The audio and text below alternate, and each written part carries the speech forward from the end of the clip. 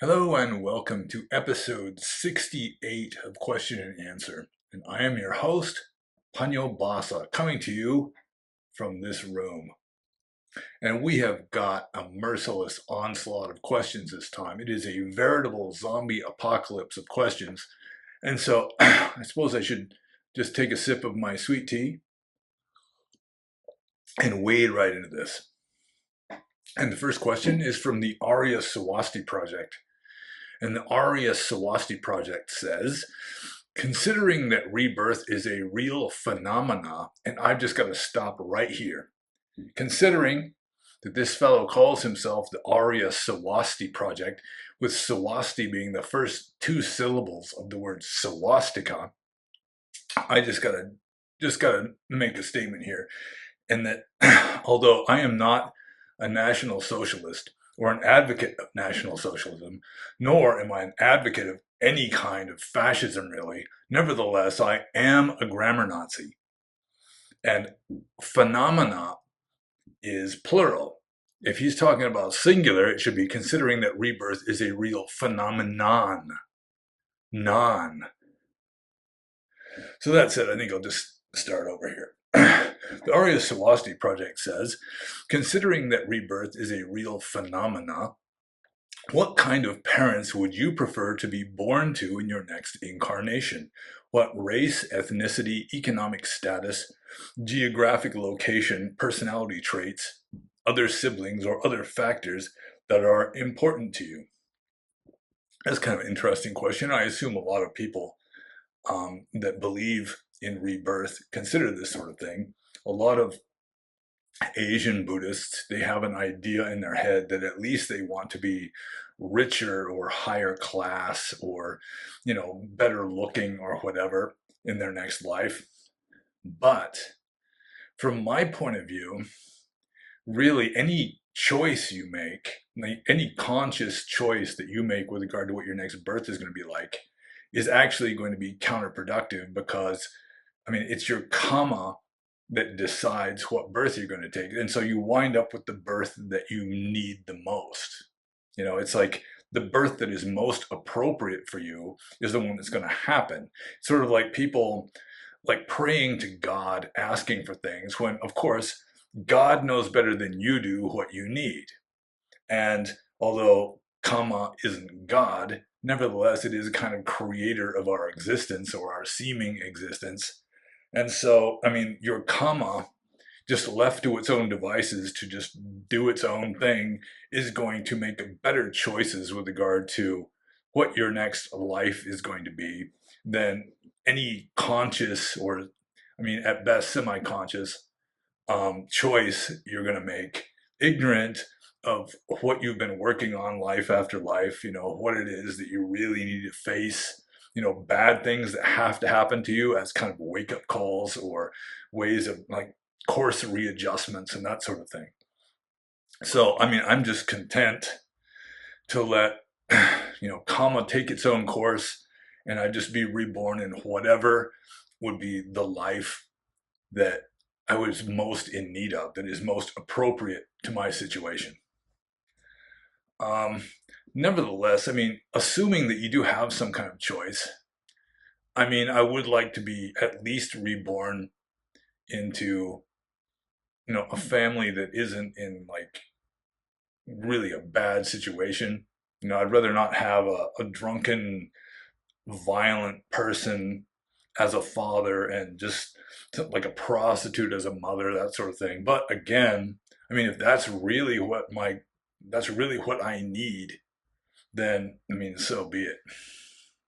Sometimes I have considered that in the past I did have somewhat of a choice, like in ancient times, to be born in Greece or India, and I made the mistake of choosing Greece. But maybe not. I don't know. Anyway, I'm just going to move on to the next question. And this is from Indiana Dhamma, formerly known as the Anti-Marxist League. I think he is still known as the Anti-Marxist League in some circles. So let's just call it an alias.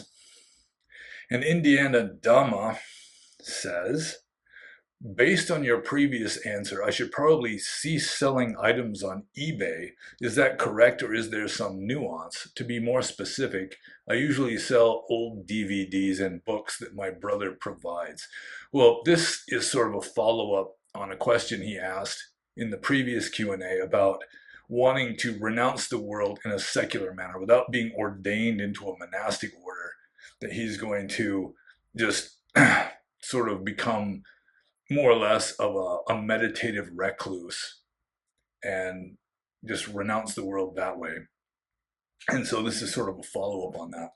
And I did mention in the previous Q&A that if you have to work for a living, you have to make money, and then getting into like sales and marketing and that sort of thing would probably not be your best bet, because I mean, you don't want to get sucked into samsara and greed and just keep interpersonal interactions to a minimum, especially with worldly normies.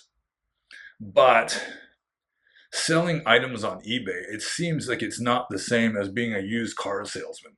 Tell you what I'm gonna do, that kind of thing. Or, our prices are so low, they're insane. That kind of stuff is not dharmic. But just selling something on eBay, I mean, all you're doing is it's all done like remotely, pretty much, as far as I know. You just state a price, somebody is willing to pay that price, and they do the transaction like electronically. So, I mean, that's relatively innocuous. That seems relatively harmless to me as a way of making a living, so long as you're being honest. You're charging what you consider it to be worth, that sort of thing, and not having to haggle too much. So yeah, I don't see any real problem with that. So I'll just move on to Indiana Dhamma's next question here. And these are all with regard to his plans on secular renunciation and his process that he's already begun with regard to secular renunciation.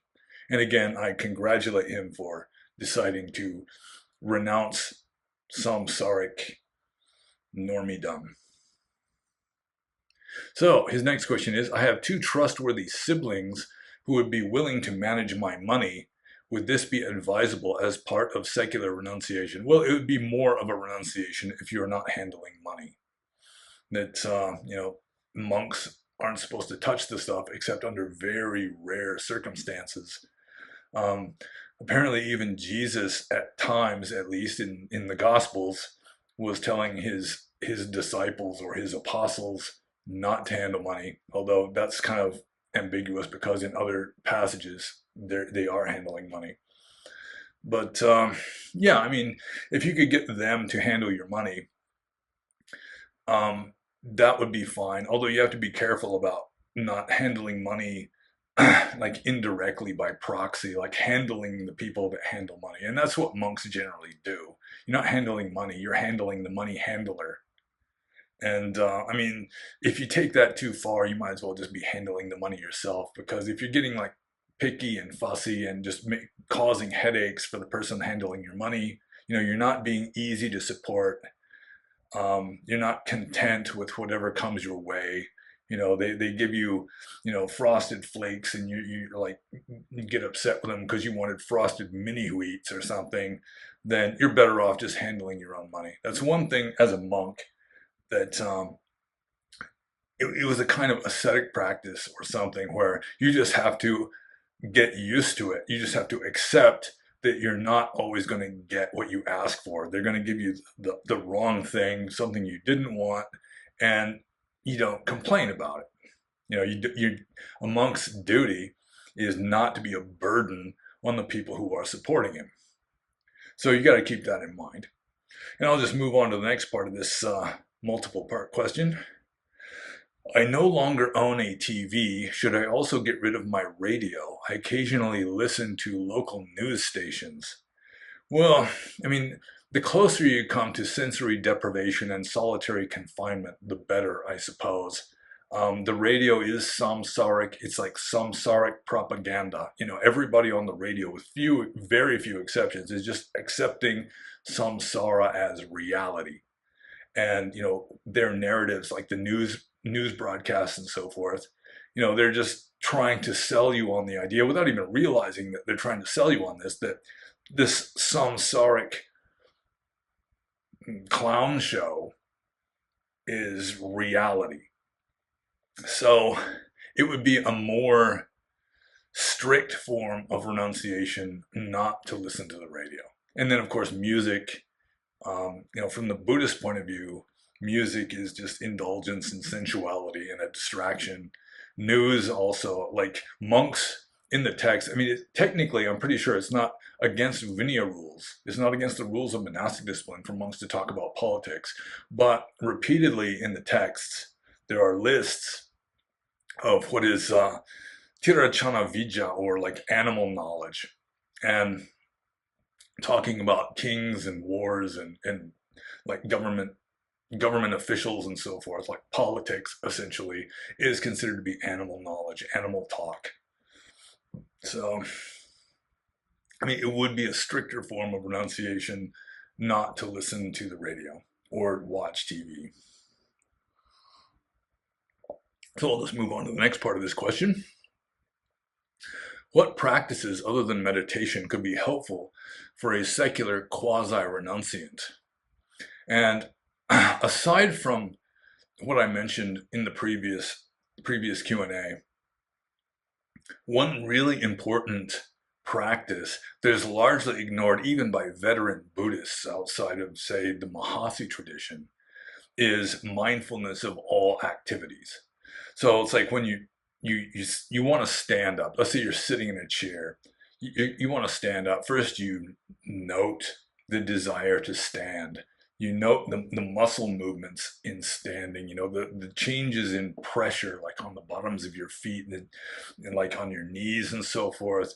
Maybe the clothing brushing against your skin, just the motions involved in standing up, that sort of thing. You're going to turn your head, you notice the urge or the desire, the intention to turn your head, and the sort of like the oily feeling in your spinal column, as you turn your head, things like that. And if you really want to rob yourself of almost all enjoyment of food, practice mindfulness of eating, which is an ascetic practice, because really robbing yourself of one of the few pleasures still allowed to you is pretty ascetic.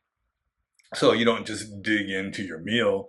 It's like you're mindful of seeing the meal in front of you. You're mindful of like the hunger, like increased slobber in your mouth. You're mindful of like your arm reaching with the fork, maybe the coldness and hardness of the fork against your hand, the muscular movements of like, getting a scoop of whatever it is, bringing it, retracting your arm back to your mouth, just the sensations of the food in your mouth, then the mindfulness of the chewing, the feeling of the stuff turning into this gooey, slobbery mush in your mouth, the intention to swallow, the sensations of the swallowing, just repeat until the food is gone. It's tough to do because naturally you want to enjoy your meal, and just observing, all the phenomena involved in you eating your meal, it just pretty much, it's a buzzkill essentially. So that's just being mindful of all of your activities, which is very much stressed in the texts, and probably a major part of the meditative practice of monks in the Buddhist time was really just going through life with sati sampajanya. Just sampajanya is essentially, when you turn your head, you mindfully turn your head. When you reach out with your arm, you mindfully reach out, just throughout the day, just not just when you're sitting on the floor and meditating, with your eyes closed, but just throughout the entire day, you're mindful of everything that's coming up. And that is a very powerful practice. So yeah, that's something that you could try to cultivate. I would highly recommend that. So I'll just move on to the next question. This is from White Ash Piper. And White Ash Piper said, I watched your talk on dukkha the other day. Perhaps I need to watch again, but my question is on passion, or in Pali be raga.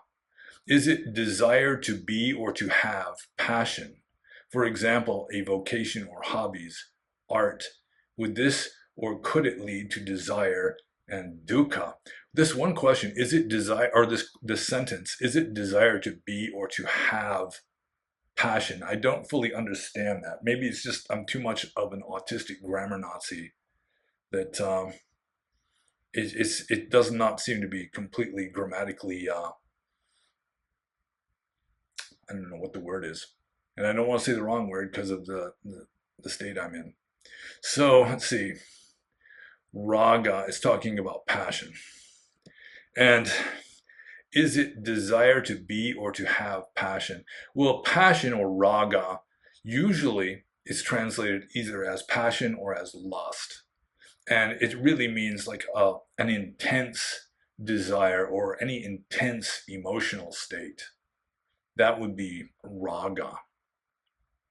And monks are supposed to have as little of that as they can manage. So, calling, like, for example, a vocation or hobbies or art, it's sort of like an English idiom to say, like art collecting is my passion, or drawing is my passion, or playing the piano is my passion. But that's really not what the Buddhist texts are talking about. They're talking about any intense desire or intense emotional state.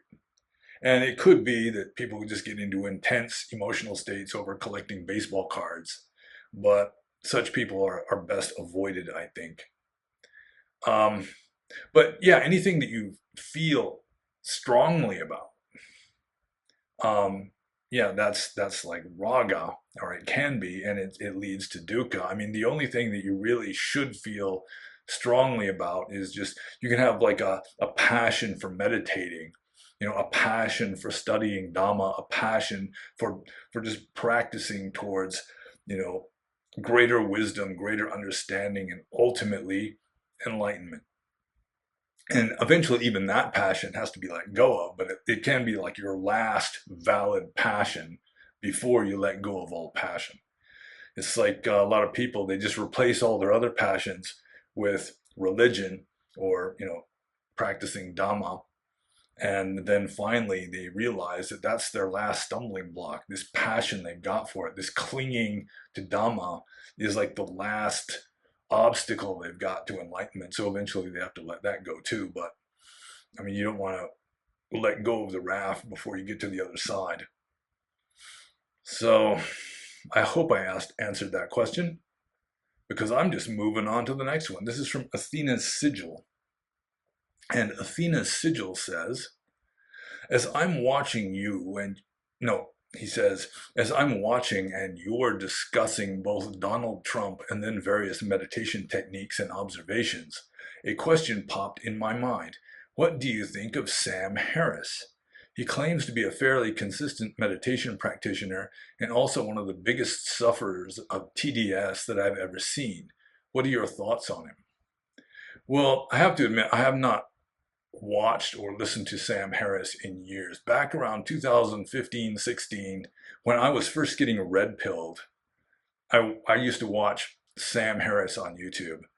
And I mean, I'm no expert on Sam Harris. He's an intelligent guy. He talks slow, which seems to make him seem more intelligent or something. Although, of course, Ben Shapiro talks fast and he's intelligent too. But it's my understanding, I could be wrong, but it's my understanding that Sam Harris is one of these, sort of like Stephen Batchelor, who wants to take Dhamma and just take out all the stuff that is not compatible with modern Western scientism, and then use Dhamma, especially meditation, as a kind of psychological self-help technique. That they just kind of dismiss the whole idea of liberation from dukkha and ignorance and so forth, and they just say, well, at least it improves the quality of your life, it improves your understanding, so it's good for that. So with regard to that, I would say, I mean, to the extent that someone is rejecting the metaphysical aspects of Dhamma and just accepting Dhamma as a kind of worldly self-help technique, that's compatible with Western scientific realism and so forth, then yeah, they're definitely missing the boat to some degree. To the extent that they accept Dhamma, that's good. But to the extent that they reject it, that's not so good. And with regard to his TDS, I stopped listening to him before he really went off the deep end with regard to just passionately despising Donald Trump. He may have disapproved of him back when I was watching his videos, but yeah, I mean, there was some to do lately, or not lately, but maybe a year ago, where he was saying that, I mean, it's worth it to rig elections just to keep Trump from winning an election. That even if the elections were rigged, that it's good to the extent that they prevented Trump from becoming president, like back in 2020. Yeah, I mean, he caught a lot of flack for that, and rightfully so, I suppose. But I guess he's like a leftist, sort of like a Bill Maher kind of liberal or something, that still votes Democrat, even though the Democratic Party has largely abandoned them.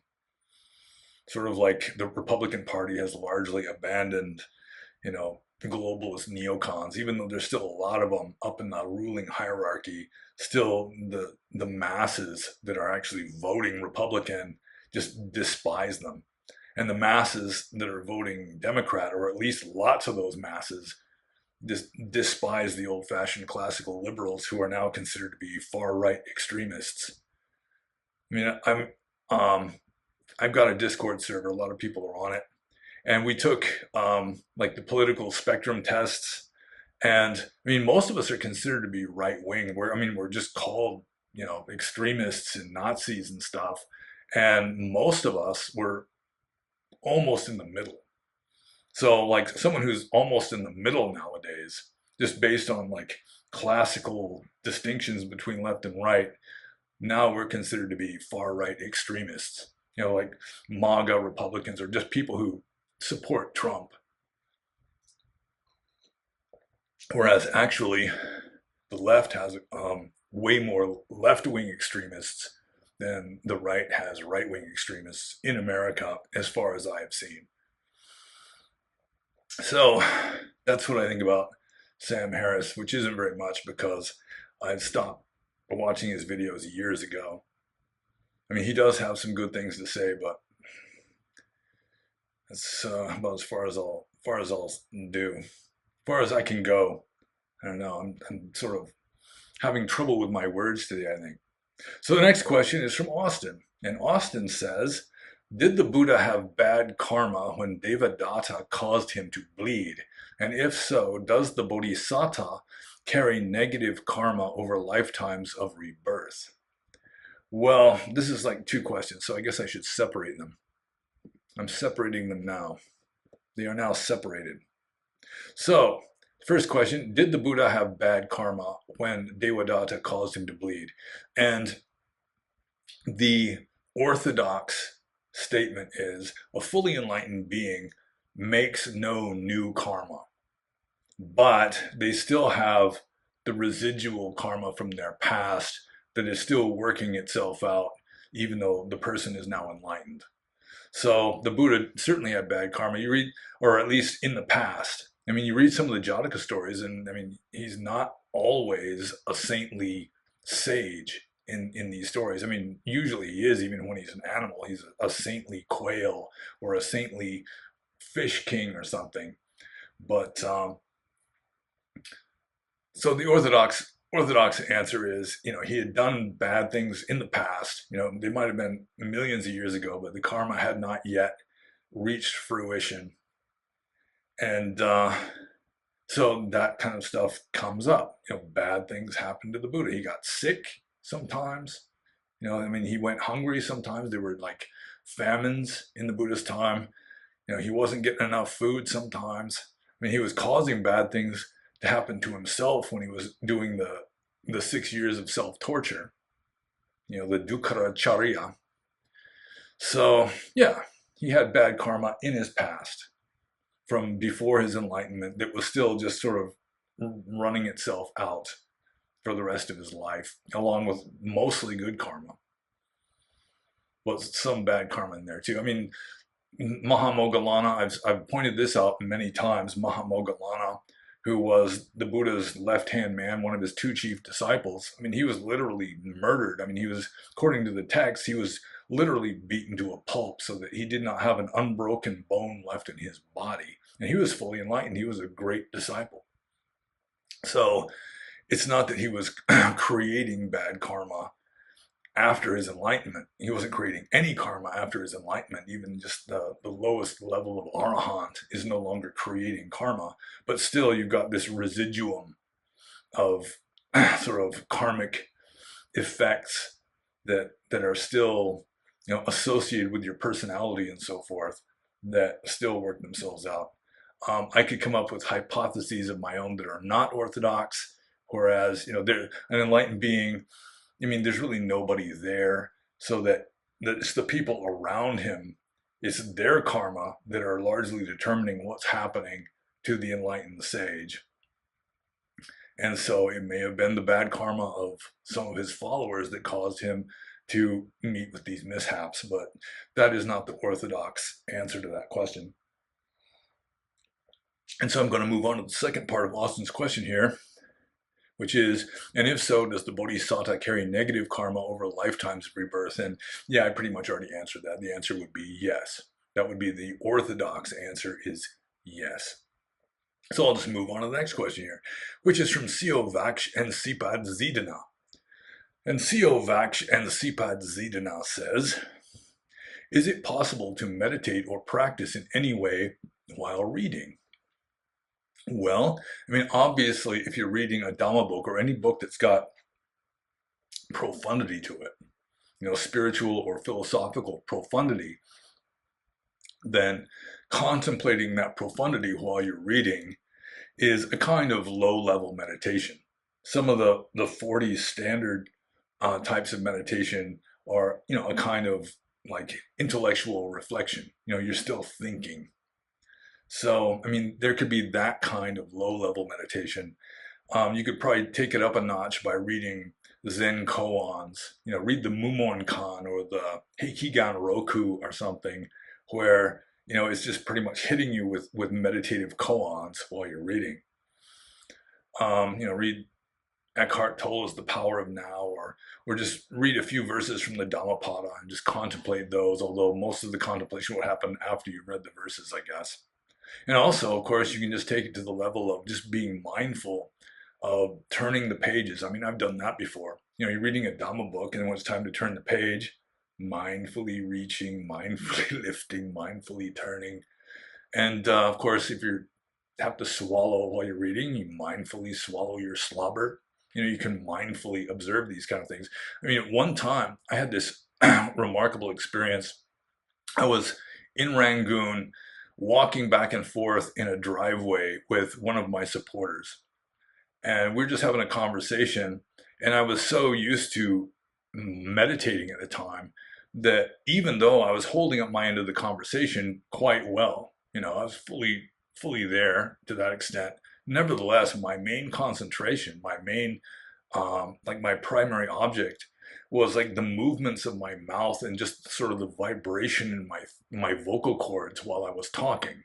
I mean, that was like my primary object. And I'm just watching nature take its course as you know, the meat puppet is holding up its end of this conversation.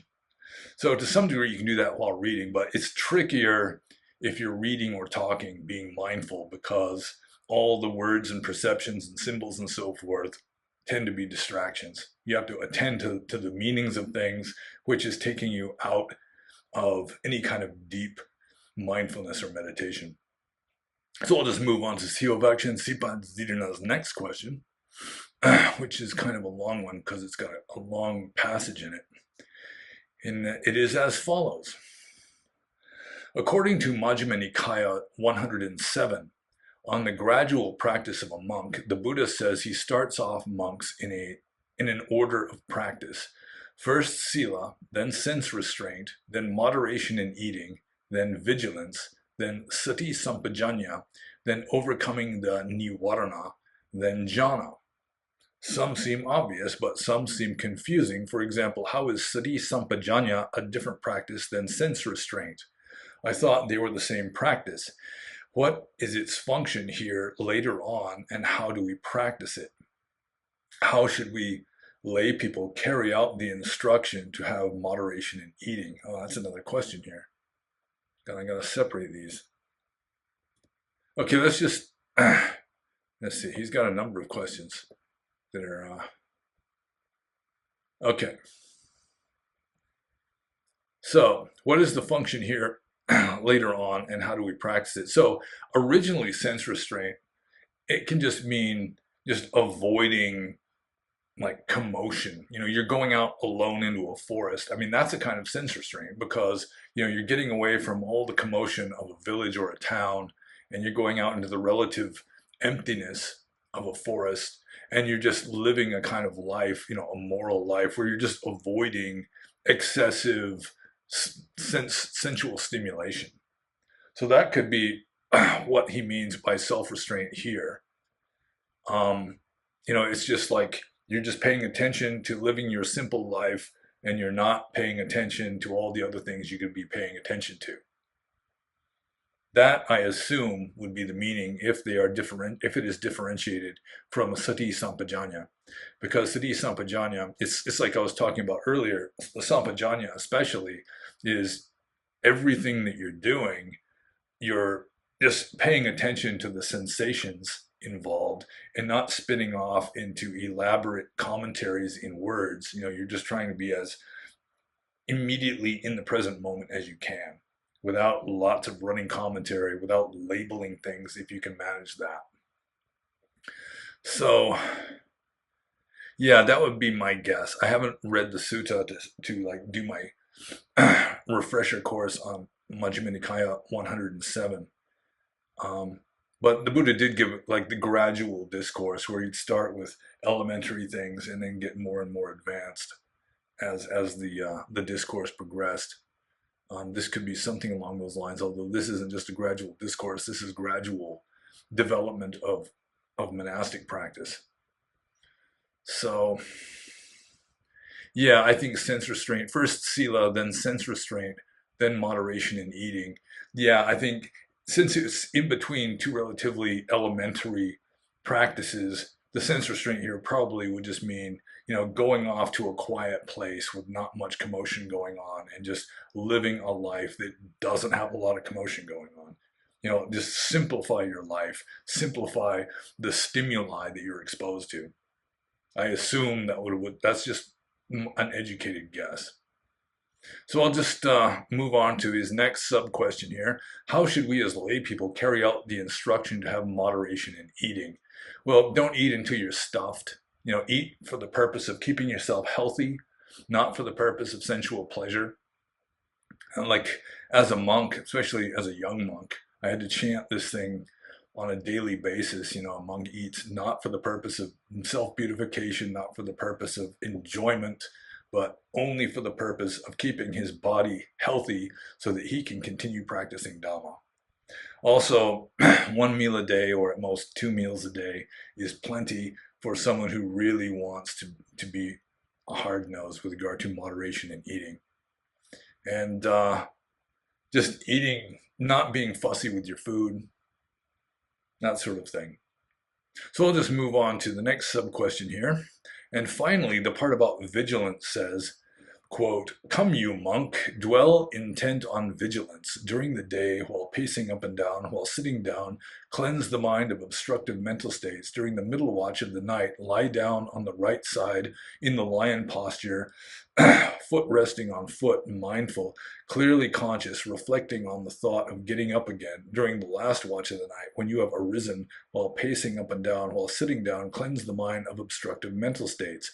What is this part talking about? Is it giving us a kind of schedule that we should practice in? It's hard to decipher what the schedule is and what it is telling us to do, but I want to try to copy this and the entirety of the gradual practice. Well, that passage caused me a lot of trouble when I was a young monk, because one of the implications of it is a monk sleeps only 4 hours per night, because it's like the 3 watches of the night. The first watch of the night, I mean, you're just doing sitting meditation and walking meditation. The second watch of the night, you lie down on your right side, get 4 hours of sleep, because half of the night, if you just take 24-hour day, half of that is night, supposedly. So you got 12 hours, you divide it up into 3, that's 4 hours per watch. So the middle watch, from like 10 p.m. to 2 a.m., you lie down, you sleep on one side with just your intention, like as you're falling asleep, is just to, your intent upon waking up again so that you can continue your practice. And it's not everyone can do that. I mean, if your meditation isn't going well, or you're just a sleepyhead, and just by your constitution, you need plenty of sleep, then you can just start hallucinating. You can start dreaming. Now, just through sleep deprivation, you're just giving yourself 4 hours of sleep per night. Then, you can just start like hallucinating. You're just starting to dream while you're still awake, just because of your brain or your mind's need to dream for the purpose of just processing information and so forth. Because dreams are there for a kind of, they've got survival value from an evolutionary point of view. So, yeah, the main point of all this is the first watch of the night, the first 4 hours, you're practicing diligently. The second 4 hours, you sleep as little as you can manage, just because it's interfering with your practice. It's like you shouldn't be sleeping when you could be practicing, but of course you do need some sleep. And so, the ideal is like 4 hours per night. And it was only 1 month in my entire life that I was able to average less than 4 hours of sleep per night. And that was during some of the best meditation of my life. So the better your meditation, the less you need to sleep. Just because you got less to process, because your mind is just so clear and relatively empty. So yeah, and then as soon as you wake up, you just dive back into practicing again. So that's pretty much what it means. So I'll just move on to CACZs and CACZs next question, although he kind of cheated a little bit by asking several sub-questions in that one. Oh, that rascally CACZs and CACZs. So his next one is, the four-path model of enlightenment is something that is not early according to G.C. Pandey, but there are early suttas still where people have the undefiled vision of Dhamma, or Dhammacakku, or Dhammacakka, I should say. Is that right? No, Dhammacakku. The Dhamma eye, where they realize that all that is subject to arising is subject to decay. Whereas in many other traditions, you might be considered enlightened already with this, like the people who claim to not identify with the body or intentional actions. But in Buddhism, this is just the first step. It stops people from thinking they have completed the holy life and not be complacent. Thoughts? Or thoughts? Because there's a question mark at the end of thoughts. Yeah, it's like in the text, when somebody has what is called, let's see, what is it? Where is it? The undefiled vision of Dhamma is, whatever has a beginning has an end. Like in that sequel to the Matrix, whatever has a beginning has an end, Neo. And that is like that vision where you realize that you firmly realize it, not just like you accept an intellectual proposal, but you really see it clearly. It really hits you that is sort of the stereotypical attainment of Aryahood. You've become an Arya at that point. You're a Buddhist saint that is destined for enlightenment within X number of lives. You're no longer gonna to backslide into like ghost realms or go to hell or anything like that. So, whereas in many other traditions, you might be considered enlightened already with this. I don't know of any tradition that would say just realizing that whatever has a beginning has an end would be considered enlightenment. Like the Abrahamic religions would just clearly reject that, because according to them, or most of the followers, God creates you out of nothing, so you got a beginning, but you don't have an end because you're going to spend forever and ever in heaven or hell. So Buddhism differs from the Abrahamic monotheistic religions in that regard. I don't think Hinduism would agree with it. So I'm not sure exactly what other spiritual traditions he's referring to. Um, yeah, I don't think that it would be easily confused with being fully enlightened. I think someone who has reached that point would realize that they've still got some progress to make. They're not, abiding in bliss 24/7, so to speak. Um, yeah.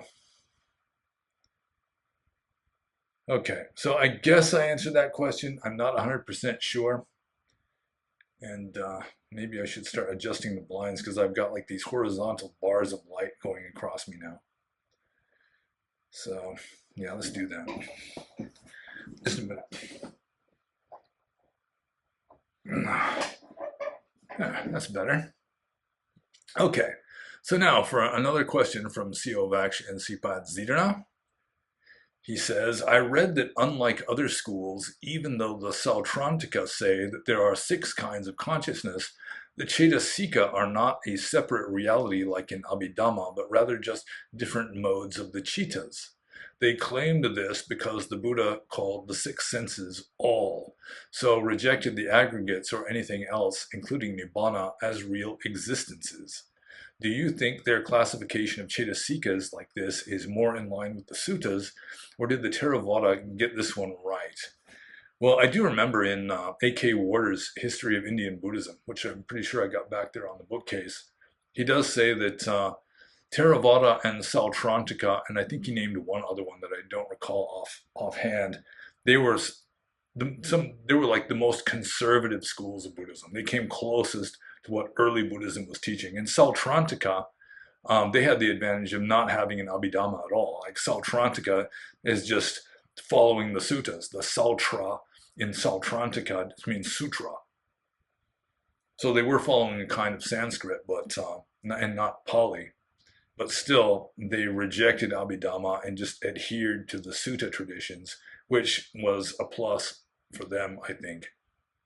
So the Sautrantika say there are 6 kinds of consciousness. Yeah, Theravada the suttas do say that, you got eye consciousness, ear consciousness, nose consciousness, tongue consciousness, body consciousness, and mind consciousness. So that's 6 kinds of consciousness. But in Abhidhamma, it's all just consciousness. It's different flavors, and then they even divide it up into over 100 different flavors of consciousness, different like subtleties or differences that this in the form that consciousness takes.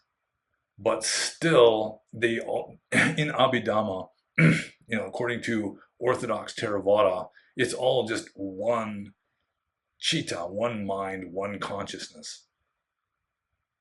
And then they say that there are 52 different cetasikas or mental states. And then according to him, I've never really studied Sautrantika philosophy. I've read about Sautrantika, but I haven't been reading this stuff like CACZs and CACZs does. He's coming up with a lot of like early extinct Buddhist sects and like studying their philosophy, which is good, I might add. But it may be that a lot of this just hadn't been published yet at the time that I was a monk studying Dhamma. So, yeah, 6 kind of consciousness, even Theravada would agree with that to some degree because, eye consciousness, ear consciousness, etc. But still, according to Abhidhamma, it's all just consciousness. But then he's saying that according to the Sautrantikas, the different mental states are not separate realities, but rather just different modes of mind. And I would tend to agree with that because my whole idea that I've been going with for a long time isn't that consciousness is one ultimate reality and the different mental states, including stuff like wrong view. According to Abhidhamma, one of the 52 ultimately real mental states is wrong view, which is just strange.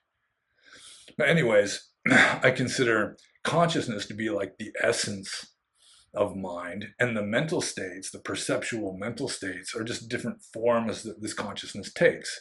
It's like glass would be the essence of this glass of sweet tea, and just the container, the beverage container, which is also called a glass, unfortunately, for these purposes.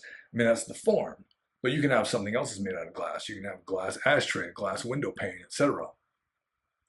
But it's all made of glass.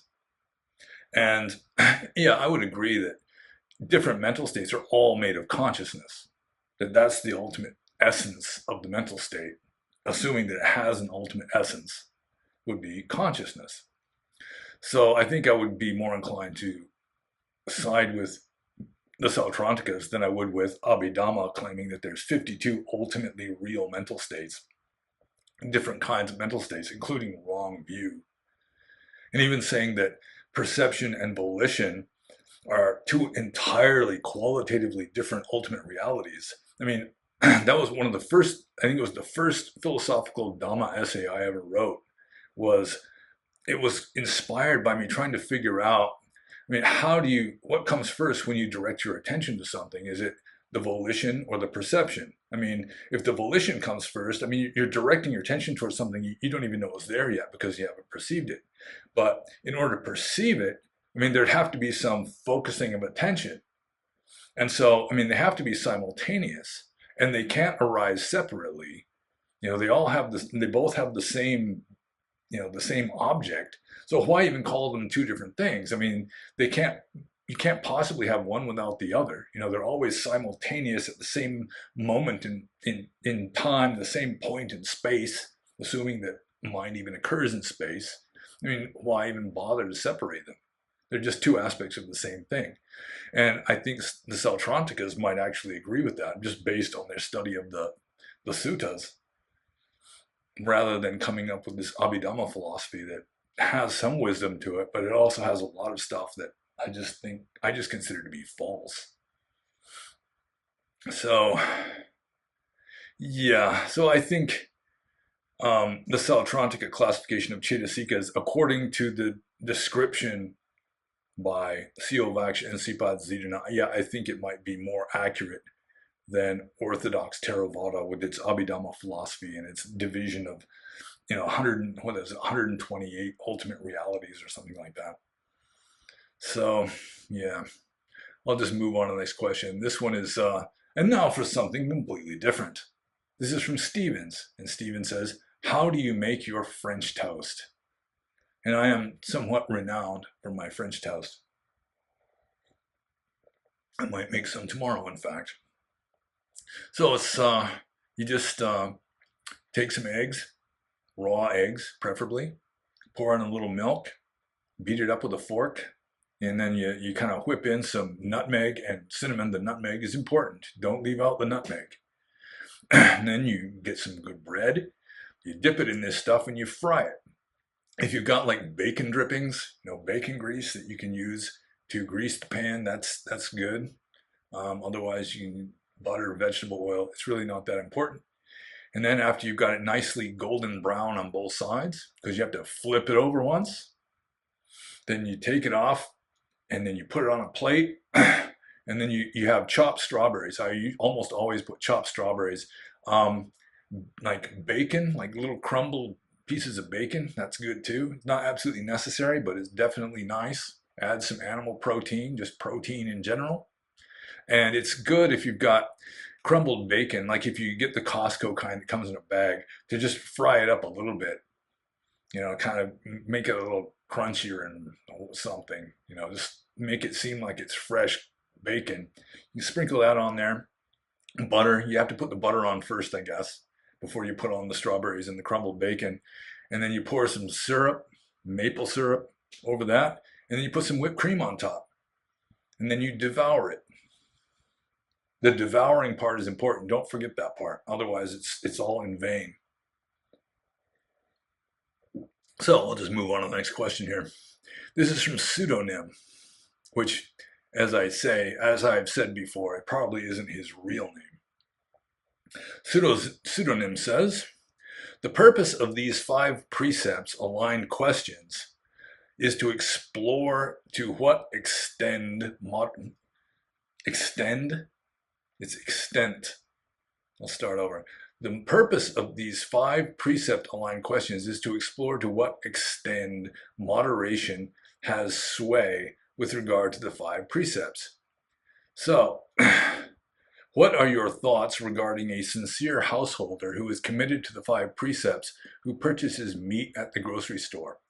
So, I mean, I suppose I should get into something here, that there is a difference between real morality and precept, just following rules. I mean, they can both, in Pali, they can both go by the name of sila, pancha sila, the 5 precepts, or sila bhatta paramasa is adherence to morality and observances, which usually means just adhering to rules, but not necessarily. So, well, I mean, usually, according to the Theravada commentaries, it means something completely ridiculous, like imitating dogs and cows and stuff, but we don't need to get into that. So, but there is a difference between rules on the one hand and actual morality on the other. And these 5 precepts, even though they are based on morality, the 5 precepts themselves are just precepts. And the morality is, I mean, there's more subtlety to morality than there is to just, I undertake the precept to avoid, onslaught on living beings.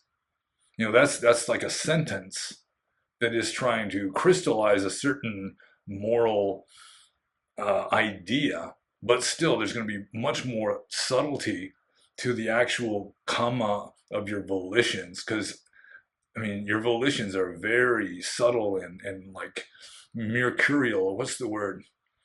It's just changing. Like, who was that? The god that, never mind. There was a Greek god who lived by the ocean. He was sort of a sea god. Protean. That's the word I was trying to think of. So your mind is protean. It's like changing and like all these mixed emotions and like mixed motives and everything. Just it's a mess. And so a precept, just following a rule, it's not going to be able to handle just the sheer complexity and subtlety of your motives and your mental states while you're performing actions. So rules are one thing, actual morality is something else. There's going to be a certain amount of overlap, I guess, depending on how you look at it. I mean, you want to see rules as just sentences, then yeah, there's not even going to be overlap. So, what are my thoughts regarding a sincere householder who is committed to the 5 precepts, who purchases meat at the grocery store? Most devout Theravada Buddhists buy meat, and they don't have a problem with it because they've interpreted the first precept of not killing as not killing. It doesn't have anything to do with not buying. It's not killing.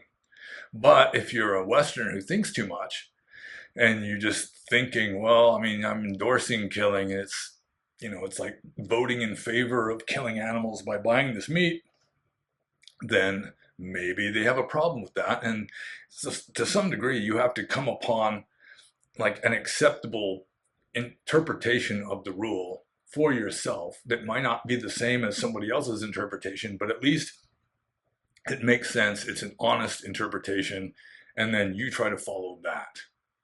I think that would probably be the best approach to take. Or if you've got a teacher, like a monk who you take the precepts in front of, you ask him what is the meaning of it, and then you can follow his interpretation. But there's going to be different interpretations, especially now that we're living in the postmodern West rather than in the ancient Ganges Valley. And so you've got sort of eclectic minded Westerners who think differently than an ancient Indian villager, or even a modern Burmese villager for that matter. So I think I kind of answered that one. And so I'm just going to move on to the next one here. What are your thoughts regarding a sincere householder who is committed to the 5 precepts, who prefers dealing in cash to avoid paying taxes.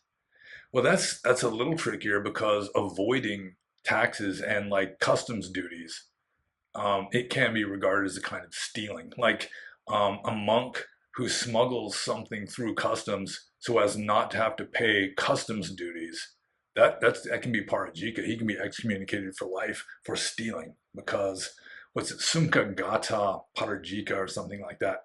If I remember the Pali right, it's not just necessarily stealing something. I mean, if you are like swindling the government by not paying what what you legally owe, then that can be considered a kind of stealing. So you'd have to be a little more careful with that. I mean, you start off with the plain meaning, and then if there are um, like textual, like in the Pali texts, precedents for something that isn't clearly defined by the rule to be part of that rule, to be included under that rule, then you should accept that, I guess, if you're a devout Theravada Buddhist. So, but nevertheless, I don't think it's illegal to just sell your friends like some old stereo speakers for $50 and not declare that on your income tax. I don't think that that is illegal. So long as you're not like illegally like committing tax fraud or just refusing to pay the taxes that you legally owe. But like a waitress who's getting tips and isn't declaring all of her tips, I mean, I don't think the IRS really cares.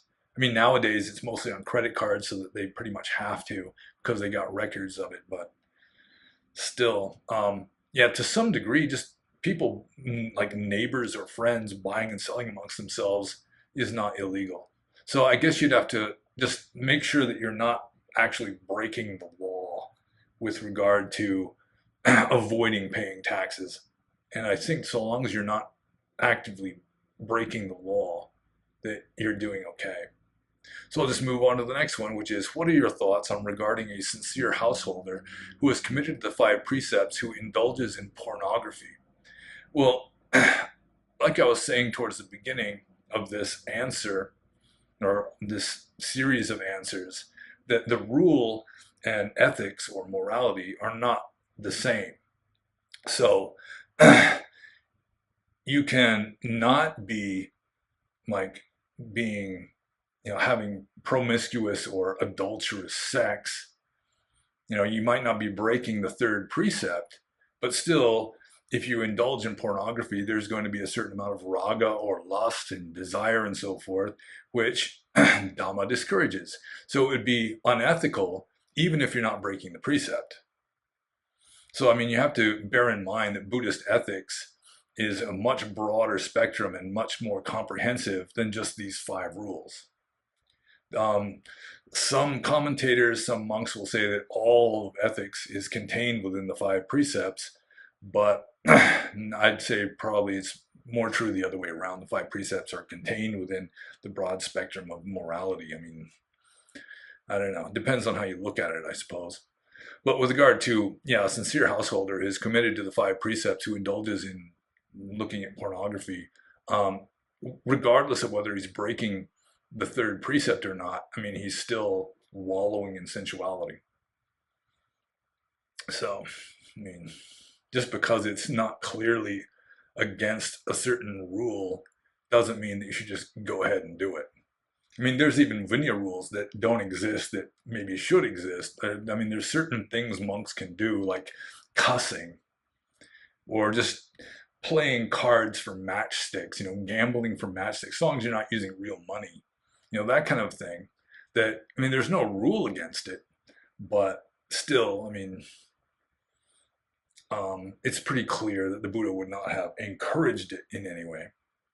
So I'll just move on to the next one here. What are your thoughts regarding a sincere householder who is committed to the five precepts, who tells white lies to avoid conflict and prevent suffering? Well, yeah, he's still breaking the rule there. So long as he's telling lies, regardless of their color, then yeah, he's still, sort of like killing, animals to avoid suffering. Like he's killing lice in his kid's hair.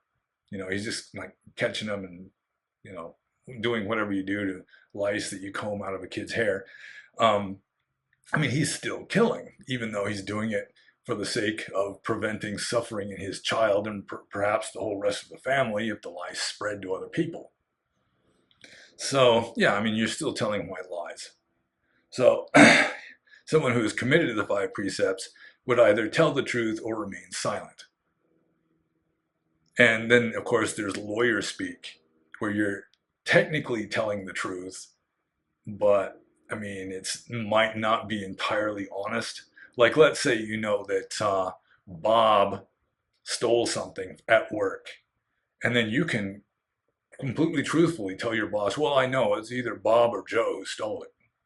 And this way, you're casting shade on Joe, even though you know he didn't steal it, but it's a factual statement that either Bob or Joe stole the stuff, even though you know it's Bob, but you throw Joe in just because you don't like him or something.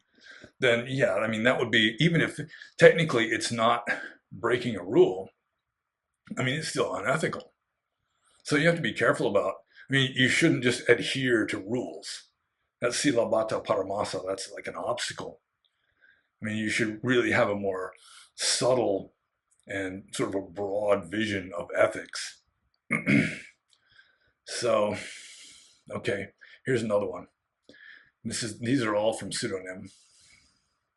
What are your thoughts regarding a sincere householder who is committed to the five precepts who occasionally succumbs to his culture's norm of having wine with dinner? Well, he's just breaking the rule. I mean, he might not be doing anything necessarily wrong. You know, you have one glass of red wine with your spaghetti. I mean, you're not going to get drunk off just one wine unless you're a total lightweight.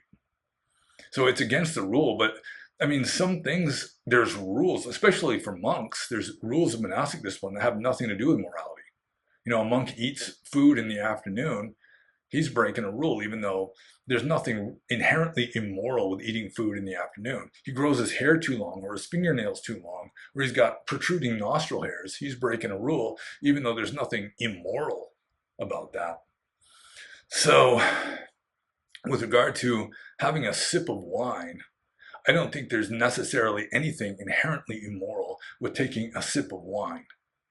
I don't particularly like wine, so I'm not really tempted to do it. But still, it is breaking the rule. So if this person is committed to the five precepts, then he shouldn't have a glass of wine with the spaghetti, period. So I'll just move on to the next question here. And this is from Arain. And Arain says, it seems much of what the Buddha taught was directed at monks and not lay people. Can you give us a definitive way to tell the difference, since many of the teachings seem to directly conflict with the life of a householder? Well, most suttas are directed towards monks. There are a few suttas directed towards lay people. One of the best known is the Sigala Wada Sutta. I don't remember what number, I don't remember the exact location of the Sigala Wada Sutta, but you look up Sigala Wada Sutta and it'll have relatively detailed instructions for how to be a good Buddhist layperson. But the thing is, I mean, ethics are ethics. I mean, you don't have like one set of ethics. You might have one set of rules for a monk and a different set of rules for a layperson or precepts, but you don't have one set of ethics. You don't have one kind of ethics for monks, another kind of ethics for lay people. It's just that lay people cannot be as ethical as monks. They've got families to protect. They've got stuff to do. They got they got bills to pay, you know? So, I mean, the stuff directed towards monks is still true, regardless of who reads it. It's just that, in a way, there's this artificial distinction between monks and lay people, between renunciants and householders who enjoy pleasures of the senses. And so there's like two different sets of rules or something. But I mean, just the philosophical, ethical stuff is true just across the board. It applies to everybody. It applies to frogs. It applies to devas and heaven realms. So, a definitive way to tell the difference, since many of the teachings seem to directly conflict with life as a health. Well, the five precepts, obviously, the three refuges, and also texts like the Sigala Wada Sutta. I'm sure if you look on the internet, you do a search for like Buddhist texts or suttas, Pali suttas directed towards lay people, then you'll find them. And, it'll be lots of instructions there. But most of the stuff is directed towards monks, not because it's directed with regard to monks' rules, but just because it's dealing with advanced level ethics that most lay people really are not in a position to follow. Like jhana, for example, or just being mindful of everyday activities. I mean, there's nothing really preventing a layperson from being mindful of everyday activities other than the fact that they're surrounded by distractions and they've got a much more complicated life, so that trying to be aware of every intention as it arises and every muscular movement and so forth is just a Herculean task. So yeah, I guess a definitive way to tell the difference between what the Buddha taught directed towards lay people versus what he taught towards monks is just, read the Sigala Wada Sutta and maybe look on the internet for, a list of the suttas that are directed towards lay people. But lay people obviously can derive benefit from reading stuff that's directed towards monks, because most of it, especially the ethical stuff, it is just universal. It applies to everybody. It's just that monks are able to follow it more successfully as a general rule. So I'll just move on to the next question here. And this is from Ride Forever. And Ride Forever says, and this is kind of an interesting question. I've considered this like years and years ago while living in caves. Ride Forever says, what is the point of practice if there is no individual? Who would practice or benefit from it? Doesn't really make sense. If there is no individual, there is no need for practice and nobody to be deluded and nobody to suffer. Well, that is true, but the thing is, the delusion still exists. Even though I ultimately do not exist as an individual, still, I may be delusional and think that I exist as an individual, in which case, I might as well really exist, because so long as I believe that I exist, I'm still subject to karma. I'm still subject to, being rewarded for doing good and being punished for doing bad through karmic retribution. You can say it doesn't really matter what happens to me because I don't really exist. But by the same token, it doesn't matter if you burn in hell for millions of years. And if you're willing to have yourself, even though you're not ultimately real, you're not an ultimately distinct individual being that is just ultimately real in and of yourself. If you're willing to burn in hell forever, then even though you're not ultimately real, it's going to feel real. You're going to think it's real so long as you are delusional. So you have to cure yourself of the delusion before you stop being like deeply invested in what happens to the meat puppet. So, if you're just so detached from the meat puppet, you don't consider it to be you don't consider the ego to be you, then, it doesn't matter if you burn in hell or go to heaven, but you're not going to burn in hell because you're so detached. You're practically a sage. So, yeah, it's like, in reality, it doesn't make any, there's nobody to be deluded and nobody to suffer, but obviously, people think that they exist, and that person that they think they are suffers and is deluded and may wind up in a hell-like existence. And ultimately, maybe it doesn't matter at all because none of it's real, but it damn well seems real, doesn't it? And I think Ride Forever here is maybe taking kind of an indirect approach to attacking the whole idea of self, of anatta in Theravada Buddhist philosophy. But even though there is no self, most people in samsara believe that there is one. And so what seems to be happening to that self might as well be real. And so you have to practice to transcend that delusional belief. And I hope I answered that question, but it is kind of a subtle one. I mean, I have gone through phases as a monk where it's like, I just don't care. I mean, it doesn't even matter whether I'm happy or not. It doesn't matter if I go to hell or not. It's just irrelevant. I mean, it just doesn't matter. So I've gone through phases like that, but that the phases generally don't last very long. So after you've plopped yourself into hell and then you change your mind and maybe it starts mattering to you, then you're screwed. So I'll just move on to the next question here. And this is from Al Bacocina. And I usually don't say last names, but I don't know, maybe he's like Arabic or something, so that the Al is just like the article, the definite article, but like Al Jabbar or something. But let's just call him Al. So Al says, what are your thoughts on Falun Gong? And I really don't know much about Falun Gong. It's just outside of my sphere of in, interest, I guess. It's a Chinese, more or less Buddhist sect that, I mean, they meditate, and obviously they're on the wrong side of the Chinese Communist Party because the Chinese Communist Party wants, worship of the Chinese Communist Party to be the only religion. And so, I mean, they got pictures of Xi Jinping on, like replacing the Buddha on Buddhist altars, and like they've got to change the words in the Bible so that it doesn't say anything bad about the Chinese Communist Party, even indirectly, that sort of thing.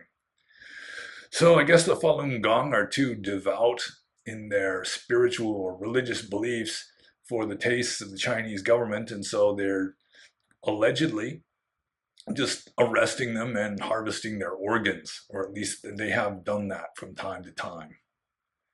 So that's about all I know about Falun Gong. I really don't know what exactly they believe, what kind of meditation they practice, anything like that. It's just in the news, you hear about Falun Gong being persecuted by the Chinese and occasionally arrested as essentially political criminals and pretty much cut apart and sold for their parts. So I guess I'll just move on to the next question. And this is from Indian guy, alias Trevor. An Indian guy says, how did you shower or stay clean in the forest? Are you allowed soap and stuff? Well, sometimes it is kind of a challenge to stay clean if you're just living in a cave or a rock ledge in a forest. You're not even staying in a monastery. Most monasteries, of course, will have a well or some way for the monks to take a bath. And usually it's not showers. I mean, there's like the ancient way of showering, not just the way of bathing in Burma is, as far as I know, the same way that people were bathing in the prehistoric Indus Valley civilization, because they found the bath, like the bathing rooms, of the ruins of Harappa and Mohenjo-daro and places like that, where you just got this water tank and like a big bowl, and you just scoop the water out of the tank and pour it over your head, and that's how you take a bath. That's common throughout Southeast Asia, I'm pretty sure, and it works. So, I mean, if you're staying in a monastery, you'll have either a bathhouse or at least you'll have a well there. And if you don't have a bathhouse, then monks are pretty much required to keep their lower robe on when they take a bath. And so, like when I was living out in the forest, usually I'd have to take a bath in the morning because I'd take a bath in the morning and then I'd have to hang up the robe that I was wearing while bathing to let it dry so that it wouldn't be wet when I go to sleep at night. Although if I did have an enclosed bathhouse, someplace where people couldn't see me, I could just take a bath naked the way most Westerners do. Um, when I was just living out in the forest, like when I was living in Alondo Kazapan National Park in northwestern Burma, there was just a creek. I think it was Patolone Creek, Patolone Jaun. And yeah, I'd have to wear my lower robe usually. I mean, there was a few times I'd do it naked right around dusk when nobody could see me. But, I usually take a bath in the morning. I lived in this like under an overhanging rock ledge, this huge thing that I'd lived under. And then like once a day, right after I would eat, I'd go down to the creek and do water things, which included filling my water bottles, brushing my teeth, washing my bowl, taking a bath, and so forth. And so I would just climb down. There was a deep part in the creek that was maybe belly deep, and I just climbed down into that. And soap is allowable. Perfumed soap, strict monks avoid that because the use of ganda or perfumes, any kind of scent that smells nice, is forbidden for monks. And so I would usually ask for just this rough, like lye soap, or there was also this stuff called carbolic soap that it's sort of a red color and it has this strong chemical smell that is not perfumey at all. And I would generally use that. And it's allowable to keep soap. Although I had this friend who was super ascetic. He was like a Buddhist Rambo. He lived in a cave in Thailand. And he showed me his cave once. I looked and it was just like pitch black. And he thought it was paradise, but he could not even keep soap. He couldn't keep anything because rats would just chew it up. He slept in a hammock and just to keep himself above the rats. I slept in a cave one night near his cave, and he told me, you got to keep yourself covered from head to toe with your robes or the rats will bite you. And yeah, I had rats on me that night, definitely. Didn't get much sleep that night, needless to say. But he was not allowed soap, so he just bathed with water, I suppose, which is good enough. I mean, you just bathe with water every day. And, it keeps most of the dirt off you. You might have a little natural skin grease still on you, but that's fine. It washes off the stink, the sweat, the salt, that kind of thing. Um, really though, in according to the rules of monastic discipline, I mean, based on the rules of monastic discipline, monks were really, under ordinary circumstances, they were only allowed to bathe twice a month, so they got pretty stinky, I would imagine. That was one of the first rules to start having like loopholes so you don't have to follow the rules so strictly. That are built right into the rules. Like in the Vinaya texts themselves, it says that this rule that you're not allowed to bathe more than twice a month or under ordinary circumstances. It applies only to the Ganges Valley, to the middle country, and that people who live beyond the Ganges Valley can take baths as much as they want, which probably was monks, including senior monks who were doing some editing of the Tipitaka, just really not liking only being able to bathe twice a month. But yeah, it is allowable to own soap, but strict monks don't own nice smelling soap. They get the stinky stuff or the odorless stuff. And there were a few times I was actually able to take showers when living in the forest. And that was that during the rainy season or after it would rain hard, when I was living under that rock ledge in the national park, there was a waterfall that would fall over the like one side of the rock ledge. And I mean, it kind of hurt. You couldn't get directly underneath it because it was in free fall for like 30 or 40 feet. And by the time it comes down, it's like pounding you. It kind of hurts, but you could get in the spray kind of to one side of the main waterfall, and it was good enough to bathe in. And then sometimes, like in southern Burma, like Mon State, it rains so hard during the rainy season that you can just take a shower just standing out in the rain. It's like a shower coming down, and it's relatively warm too. But yeah, I mean, I guess I answered that question in maybe excessive detail, but yeah, you are allowed soap, and you can pretty much bathe as much as you want. So I'll just move on to the next question. This is from Mogambo. I better take a drink before I wade into this one. Okay. Mogambo says, hello, Panyo. What do you think are the factors which gives, grammar Nazi again, is which give a religion, not which gives. I'll start over. Hello, Panyo. What do you think are the factors which give a religion an advantage over other? For example, you said Hindu yogis get more closer to enlightenment due to them having no handbrake practice wise. Let's just assume that Mugambo is speaking English as a second language. And no disrespect to Mugambo here. I'll just start over.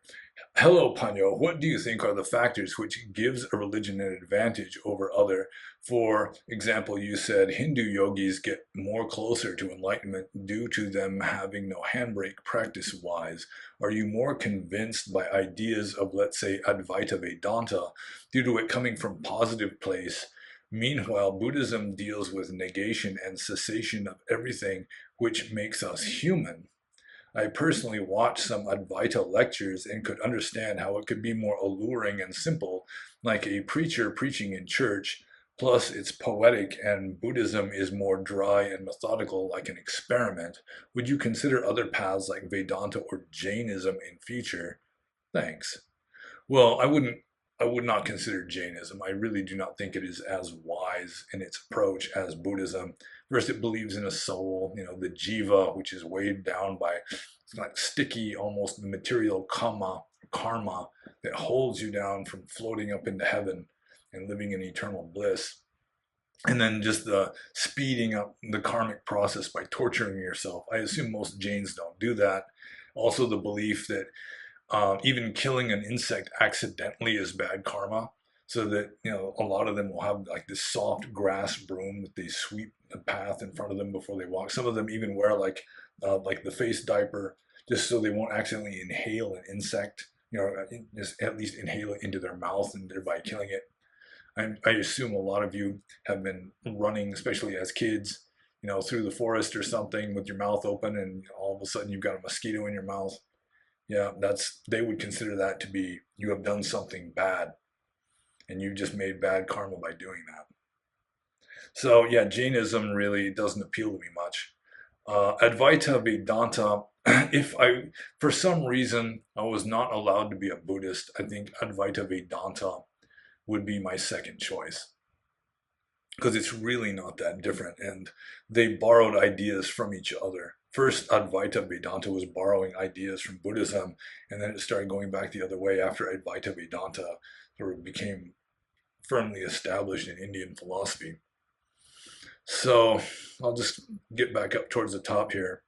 I said Hindu, he says, for example, you said Hindu yogis get more closer to enlightenment due to them having no handbrake practice-wise. Well, that's not exactly what I said. They get closer to like total purity. I mean, you can never totally arrive at total purity unless it's through the miracle of enlightenment or something. And even then, to the unenlightened observer, you're still going to be impure because they're going to be looking at you through impurity colored glasses. But what the Hindus do is they just it's like they have this idea that enlightenment is upwards just through more and more and more purity. Whereas Buddhism, it's more philosophical in the sense that at any stage on the path, any step on the ladder, you can just bail out sideways. So you don't have to be as advanced as a Hindu yogi who can perform miracles and he can read minds and so forth. You don't have to be that advanced to be enlightened, to just get off the wheel. Buddhism has like the advantage, I think, of just being able to bail out sideways. So that may have been somewhat of a misunderstanding. And see, are you more convinced by ideas of, let's say, Advaita Vedanta, do it coming from a positive place? Meanwhile, Buddhism deals with negation and cessation. Well, positive places and negative places are both essentially invalid. Because the truth is neither positive nor negative, nor positive and negative, nor neither positive nor negative.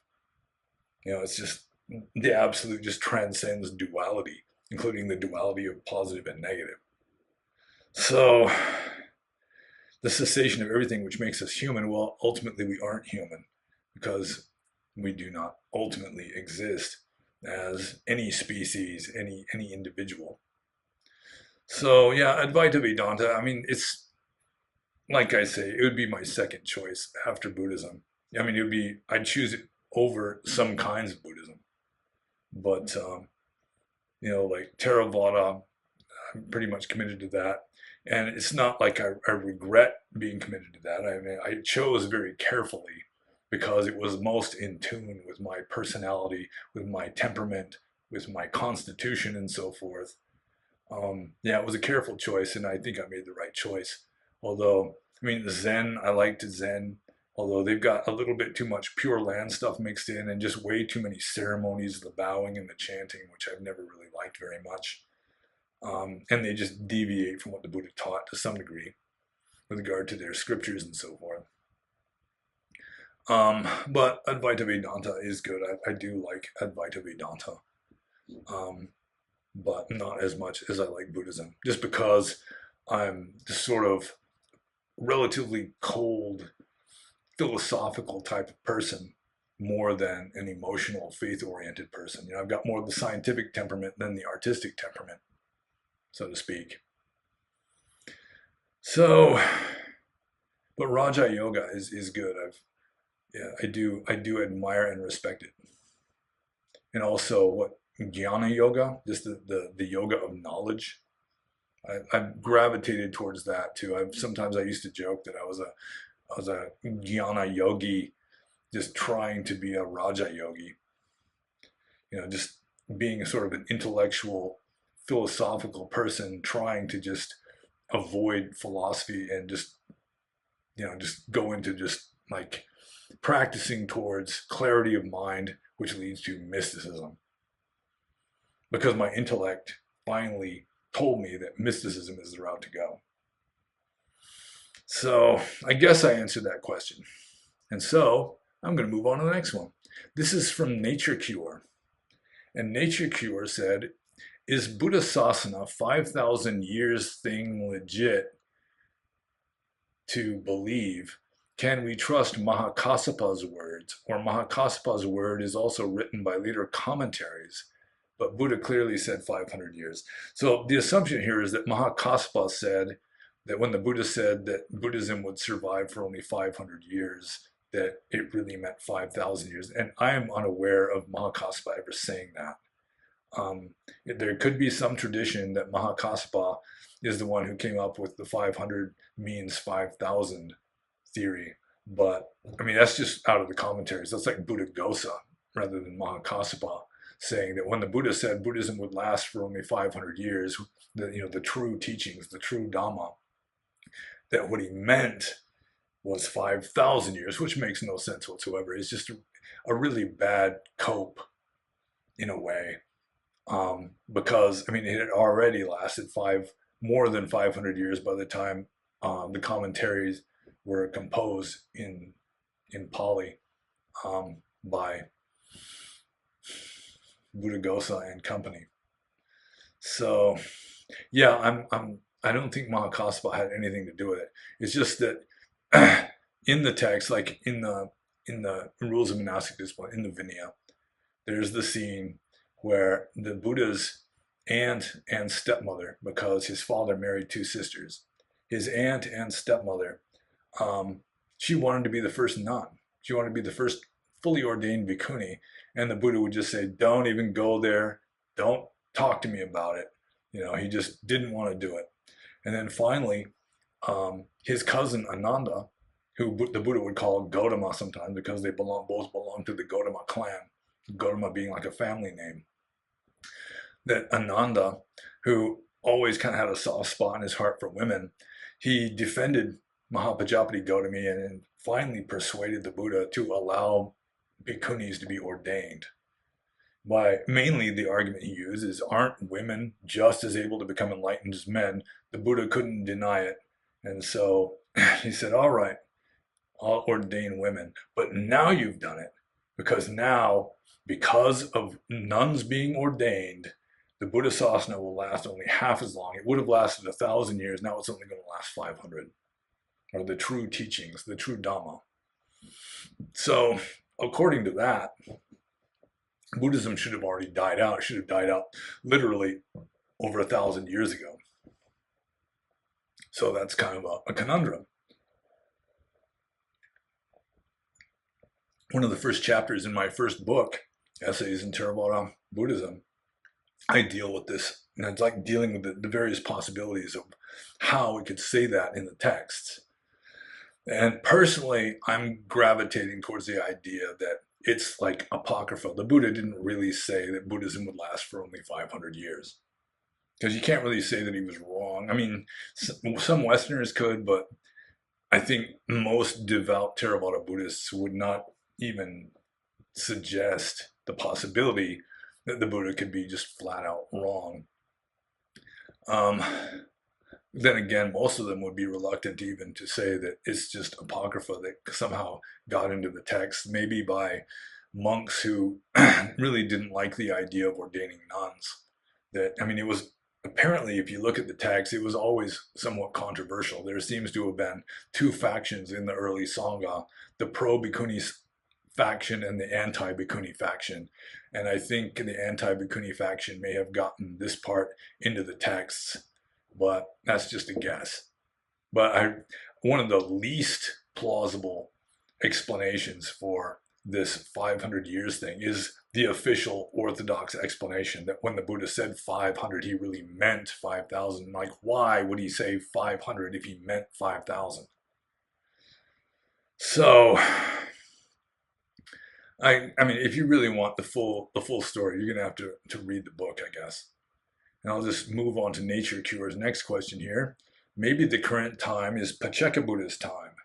And that would be the logical consequence of, like, if the true teachings really did die out only 500 years after the time of the Buddha, then we'd be in a time between Buddhisms, between sasanas, between like after Buddhism or after the Sadhamma, the true Dhamma has died out, then you're going to have this prolonged period of no Dhamma until the next Buddha comes along, who is going to be Maitreya Buddha, or according to the Sanskrit, Maitreya. And he hasn't come yet, even though a lot of people have claimed to be Maitreya, including L. Ron Hubbard. So, yeah, it seems to me that there is still Dhamma in the world. So I think the 500 years prognosis was not objectively true, but maybe it is true. I mean, maybe the Buddha realized that. I mean, that really, like, the nucleus, like the heart of it, would die out, and you just have like empty forms. You'd have still be people practicing, and maybe even still people becoming enlightened, but they'd be becoming enlightened largely in spite of the teachings instead of because of them, kind of a deal. Sort of like you have fully enlightened Roman Catholics who, they're becoming enlightened pretty much more in spite of the teachings of the New Testament than because of them. And I do think that that may have happened sometimes. Like, I've championed the possibility of St. John of the Cross, San Juan de la Cruz being an arahant more than once on these Q&As. So anyway, a Pacceka Buddha is a kind of Buddha, like a quasi-Buddha, who arises during times when there is no Buddhism, no Dhamma. And he's just a hermit. He doesn't teach Dhamma. He just keeps to himself. He's approximately as enlightened as a fully enlightened Buddha, but for some reason he can't or won't teach Dhamma. So that's, I mean, maybe, but I kind of doubt it. I don't think so. So I'll just move on to Nature Cure's next question here. Is there any chance to get enlightened in heaven? Who, coming from the human realm, has more chance there? Well, I mean, there are certain very advanced heaven realms called the pure abodes, and everyone who goes to the pure abodes becomes enlightened, because only anagamis, they're just like one step below full enlightenment. After they die, they're not reborn as a human being anymore. They're not reborn in any of the kamaloka, the sensual realms. They are born in these very advanced heaven realms called the pure abodes, where they live in bliss for millions of years and then fade out into enlightenment or nirvana, parinibbana. So that would be the first. I mean, obviously, all the inhabitants of the pure abodes become enlightened according to Orthodox Buddhist cosmology. But I do think it is possible for other devas in other heaven realms to become fully enlightened. I'm pretty sure that the text would endorse that. I can't remember of any cases offhand, but I'm pretty sure that there are gods who are just devout practitioners of Dhamma. They renounce their golden palaces and celestial nymphs, or they can just somehow remain detached from them and become enlightened. I mean, obviously, according to the text, like Saka, king of gods, he was an Arya. He wasn't fully enlightened, but he was an Arya. So he was a devout Buddhist, which is, I mean, in my opinion, is just kind of religious propaganda where they're taking the patron saint of the early Vedic, the followers of Vedism, and they're taking their patron deity and changing his name and turning him into a good Buddhist. But that's a totally different story. I'm digressing majorly. So yeah, there are chances to get enlightened in heaven. It's just more difficult there because everything is so nice there that you're not really like kicked in the butt enough to inspire you to strive for something better. That's why in Buddhism, they say that getting a human birth is the best kind of birth if you want to make progress in Dhamma, because in the lower realms, you're too afflicted or ignorant. You're just too handicapped in various ways to really strive for enlightenment. And in the higher realms, everything's so nice that you just tend to be complacent, and you don't see much point in really striving for something better. So I'll just move on to nature cures next and last question here. Are there many devas or brahmas on Buddha's side in heaven now, or mostly on Mara's side? I would assume that most of the inhabitants of the heaven realms just really aren't taking sides. They're just living their own lives. They don't really care about just like religion on this ball of dirt. So I assume, most of the devas and the brahmas, just because they had like good enough mental states to get into heaven in the first place, they're going to be more good than bad. But Mara isn't necessarily on the side of bad so much as he's on the side of anything samsaric. So if he can't get you to be good, or if he can't get you to be bad and go to hell, he'll get you to be good and go to heaven, because it's all samsara anyway. So in that sense, most deities would be kind of on Mara's side just because they're still samsaric. They're still buying into samsara rather than striving for enlightenment. But you can be on both sides at the same time. I think pretty much all Buddhists are, that you're on the Buddhist side in that, you respect the Buddha and you might be striving for enlightenment, or at least, a better situation. But still, you're going to be succumbing to the temptations of Mara, so to speak. And so, you're kind of ambivalent. You're not 100% black or white. It's just we're all mostly shades of gray. So you can be a little bit on Buddha's side and a little bit of Mara's side at the same time. But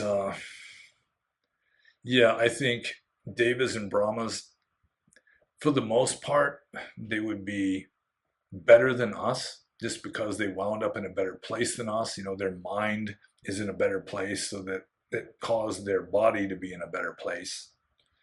But at the same time, they're still samsaric, and so they're still subjects of Mara's domain. So it's kind of a vague question. It's not just either or. It's not just black or white. It's not like you have to pick sides. You got to be on the Buddha side or Mara's side, because most Buddhists are on both sides to some degree, because we're still wallowing in samsara also, aren't we? So I think I'll just move on to the next question. This is from Quick Quiz. And Quick Quiz says, how did your visa work in Burma when you were a freelance or cave monk?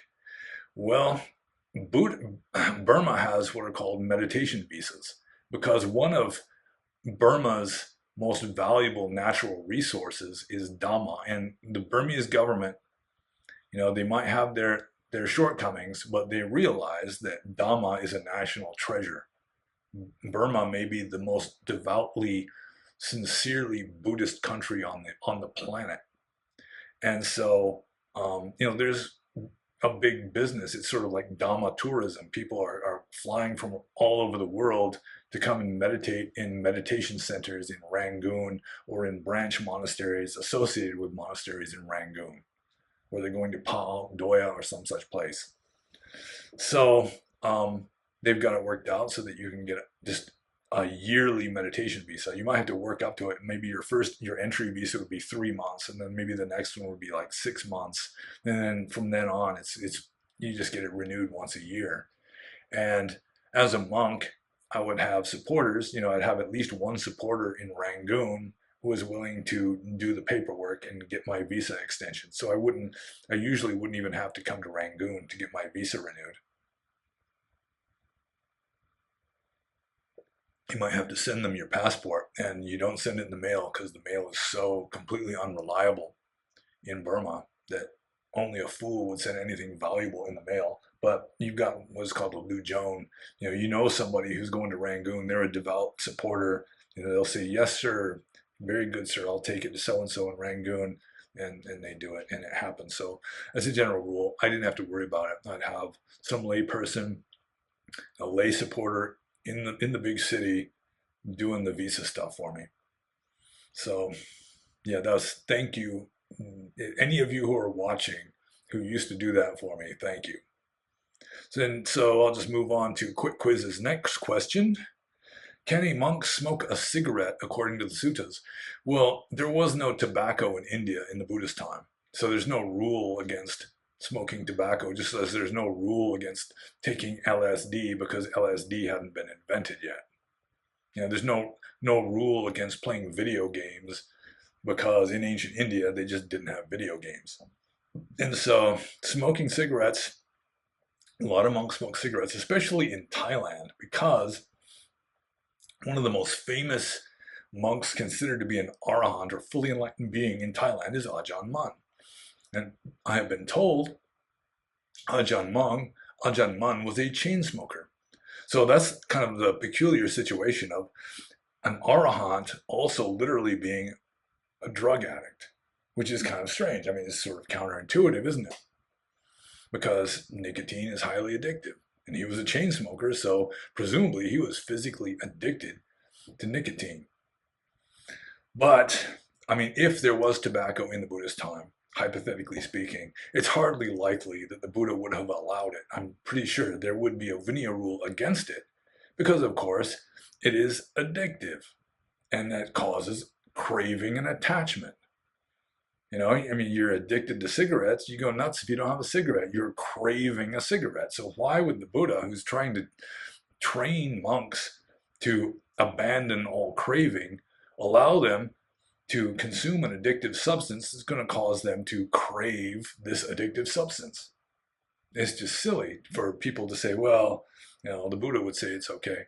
But I guess at the Sixth Great Council that was held in Rangoon in like 1956, there was a Western Buddhist, I think it was Christmas Humphreys from England, who actually raised the question, is it allowable for a good Buddhist, including Buddhist monks, to smoke tobacco? And the monks who were presiding over this were so conservative, so unwilling to do anything novel, anything unusual. They just shelved it. They didn't want to deal with it. They didn't want to face it. And I'm sure the Thais would just reject any judgment that smoking cigarettes is not right, because of course Ajahn Mun smoked cigarettes. So it has to be okay. If an arahant does it, it's got to be okay. But personally, the question, can a monk smoke a cigarette according to the suttas? There's no mention of cigarettes.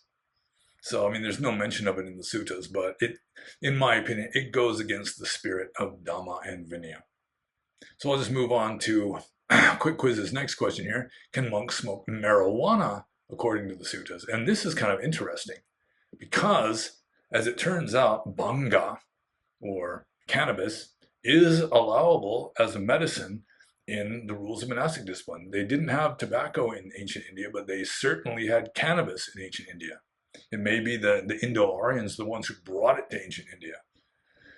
So maybe it just grew there naturally, but the ancient Indo-Aryans, before they ever got to India, were already smoking the stuff.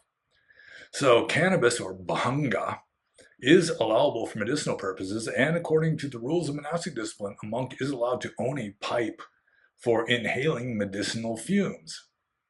So that would seem to indicate that under certain circumstances, monks are allowed to smoke cannabis, although it would have to be for medicinal purposes. Just doing it recreationally would be against the rules. Taking a medicine without a legitimate medical need for it it's a minor offense. It's a dukkha offense. And then there are some people who would say, well, it would be under, like, what was it? The fifth precept, taking ale and wine and other intoxicants which cause cloudedness of mind or heedlessness.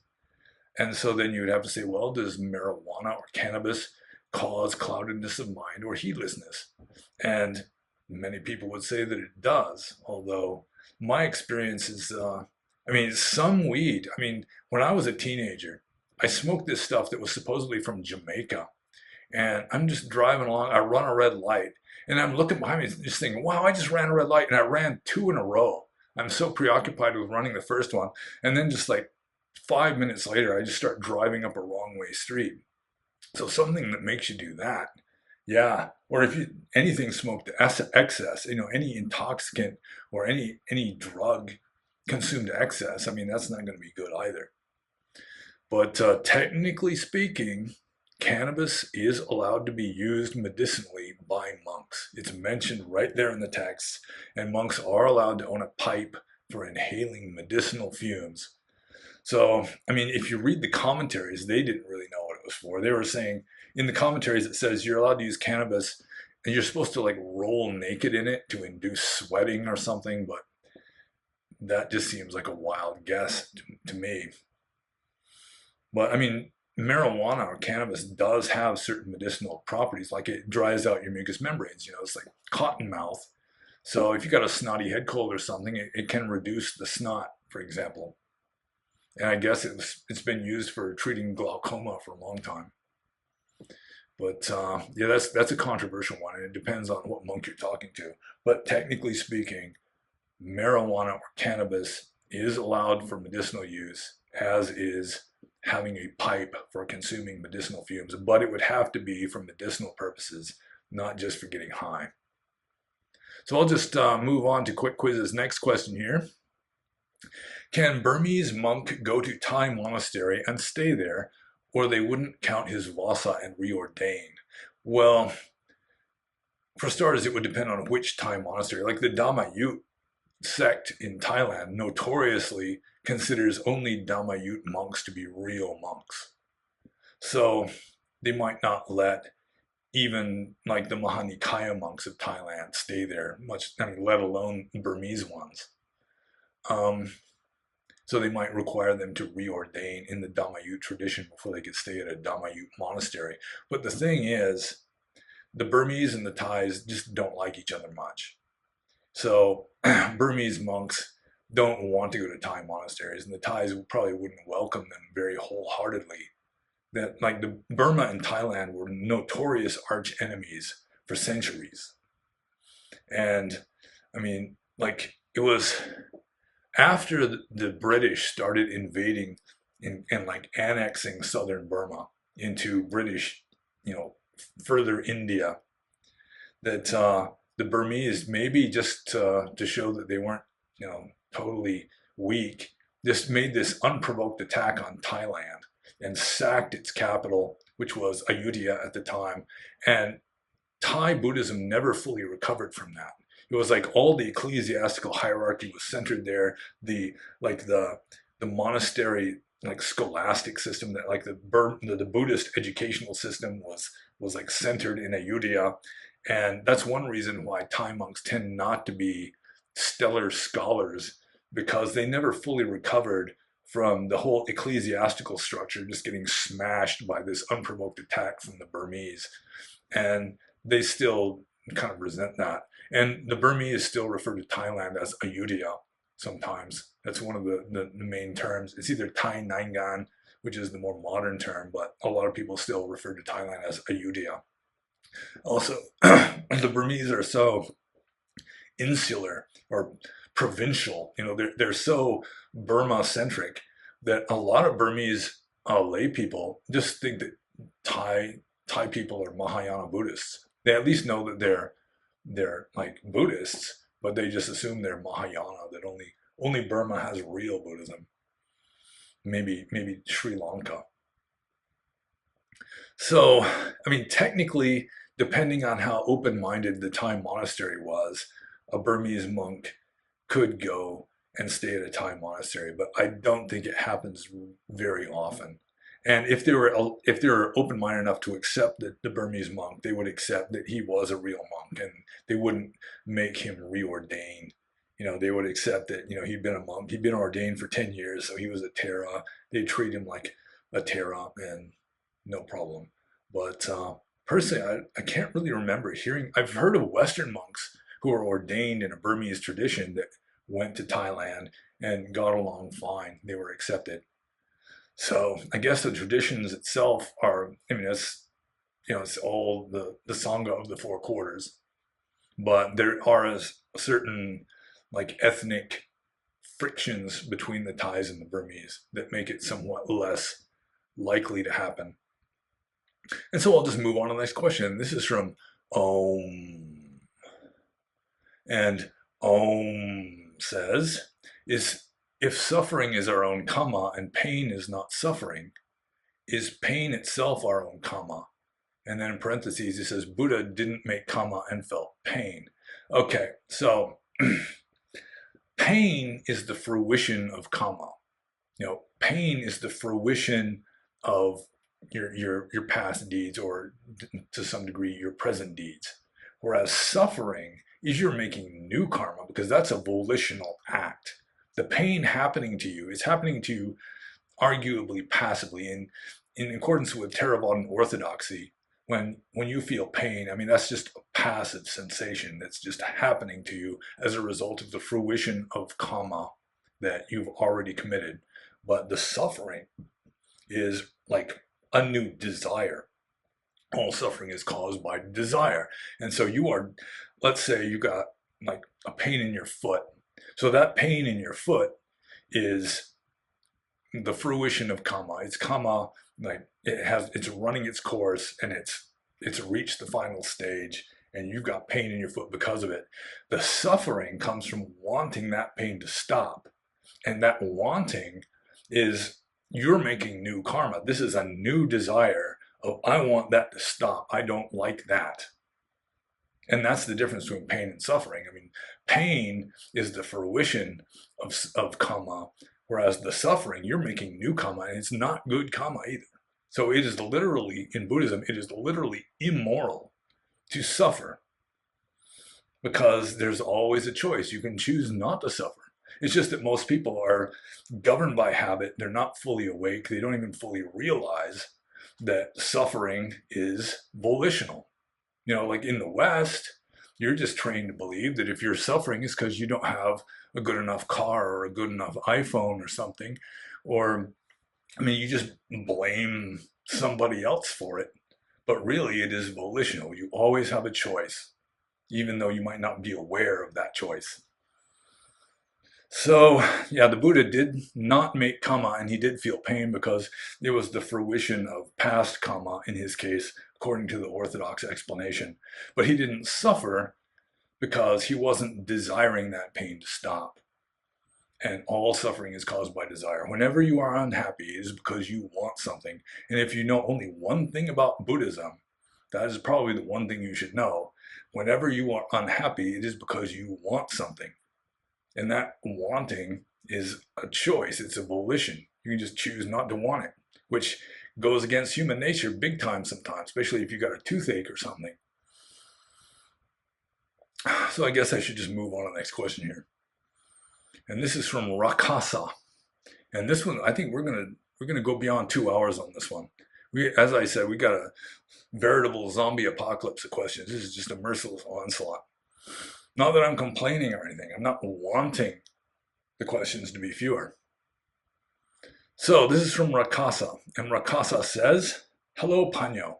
I would like to hear your response to something an acquaintance of mine said in a recent Twitter discussion. This was in regards to a Western Buddhist's disbelief at Himalayan devotional occult practices and the general lack of knowledge about karma, rebirth, etc. among ethnic laymen. My acquaintance said, quote, 'Honestly, I think a goat herder who wakes up, makes a few offerings at the shrine, does a few prostrations, and means it when he says his refuge prayer, but never meditates in the sense most Westerners expect, is more of a Buddhist than somebody who reads Buddhist philosophy and meditates for 2 hours per day, but never sincerely takes refuge. These things are foundational in a way Western secular Buddhists often don't see and resist seeing,' unquote." So that's, yeah, I've considered this also. Um, I used to consider it to be like a Scylla and Charybdis situation. And if those of you who don't know what Scylla and Charybdis were, it's like in the Odyssey, Homer's Odyssey, Odysseus has to sail between these two monsters, these two dire dangers, Scylla and Charybdis. Charybdis was some kind of monster that would eat the sailors if the ship got too close, and Charybdis was like a whirlpool that would turn into like a water fountain that would just wreck the ship. And I used to consider it as like traditional Asian Buddhism was like one of these monsters. Let's say like Charybdis, with its just unquestioning devotion. There's almost no open-mindedness. No, you're not allowed to deviate. I mean, it's just dogma. You just believe it because that's what you're told. That's what your mama and daddy told you. That's what the monks say. It's true. It's sort of a medieval approach. Whereas the Charybdis, or no, Scylla was the whirlpool. The Charybdis of Western Buddhism is this multi-headed, it's just moral relativism, and it's all eclectic, and everything is optional. Like even like renunciation or keeping sila, it's all optional. Belief in liberation from suffering, you know, and I mean a lot of devout Burmese Buddhists, I mean, they're devout Buddhists, but they couldn't tell you what the Four Noble Truths are. It's just, I mean, a lot of them do. The average Burmese Buddhist is probably more knowledgeable than the average Western Buddhist, because a lot of Western Buddhists who call themselves Buddhists couldn't tell you what the Noble Truths are either. So I think, I think like the average Burmese villager is much more Buddhist than the average Westerner who attends Spirit Rock or IMS, for example. I mean, there are a lot of good Buddhists in the West who are much more serious because they're having to buck their tradition. They're having to go against, the tradition that they've been living in since birth. Excuse me. And so Western Buddhists, especially Western monastics, they tend to be much more serious and really more intent on cultivating wisdom and getting out of samsara than Asian monks. But still, Western Buddhists in general tend to be very lukewarm, very just cherry picking what they like and just dismissing or ignoring the rest. So, I mean, it would depend on the Buddhist. It would depend on which Asian Buddhist you're referring to, which Western Buddhist you're referring to.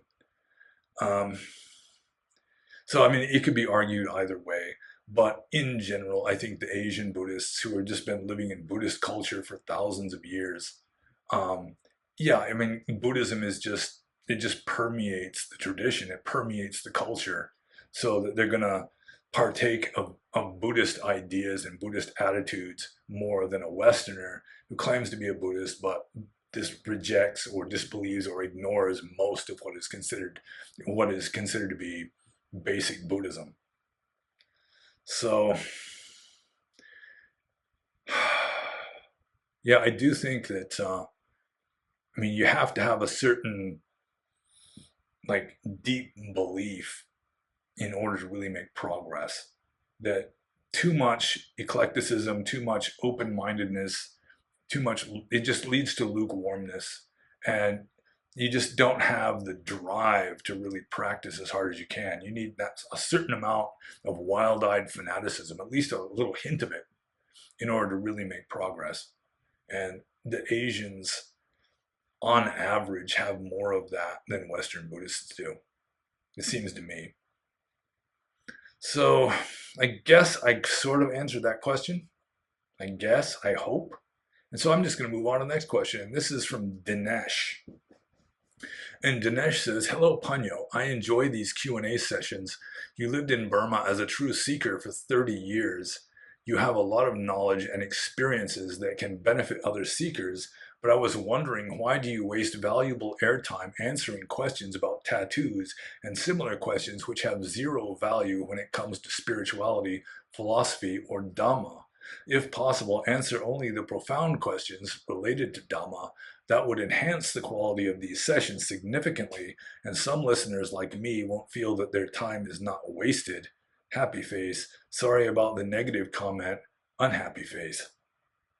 Well, I mean, I did answer the French toast question this time, didn't I? Most questions are about Dhamma, and really, I don't want to start picking and choosing what questions I answer. I mean, if a question is just totally inappropriate, then, or it's just sort of somebody just sarcastically asks a rhetorical question just with disrespect or something, then I wouldn't answer that.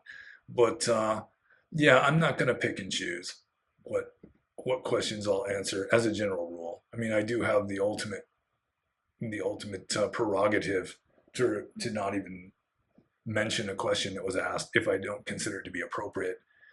But I do think that answering like an easy or even humorous question sometimes, it kind of lightens it up a little bit, makes it a little more entertaining so that people enjoy the Q&A a little more.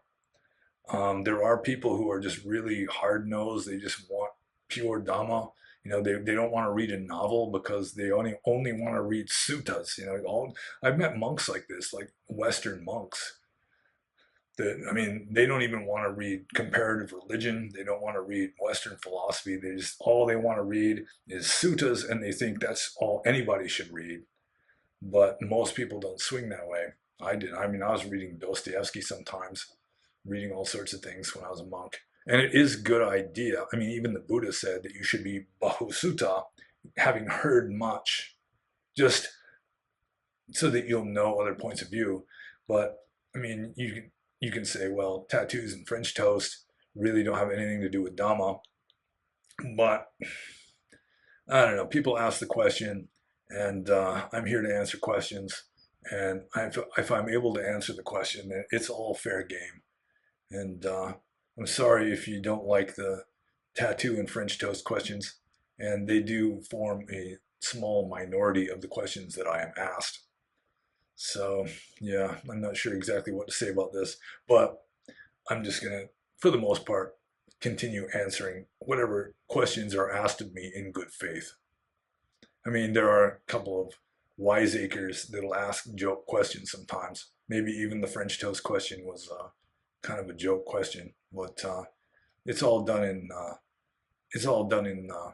what am I trying to say here? Not good faith so much as just a sense of goodwill. Let's go with that. So I'll just go on to the next question. We're almost at the end here, by golly, by Jove. This is from EU Diva. And EU Diva says, "Hi David, what's your thoughts on Sri Lankan Waharaka movement? They are claiming that all the Tipitaka translations are wrong and they have the most current translation." Well, I don't know hardly anything about the Sri Lankan Waharaka movement.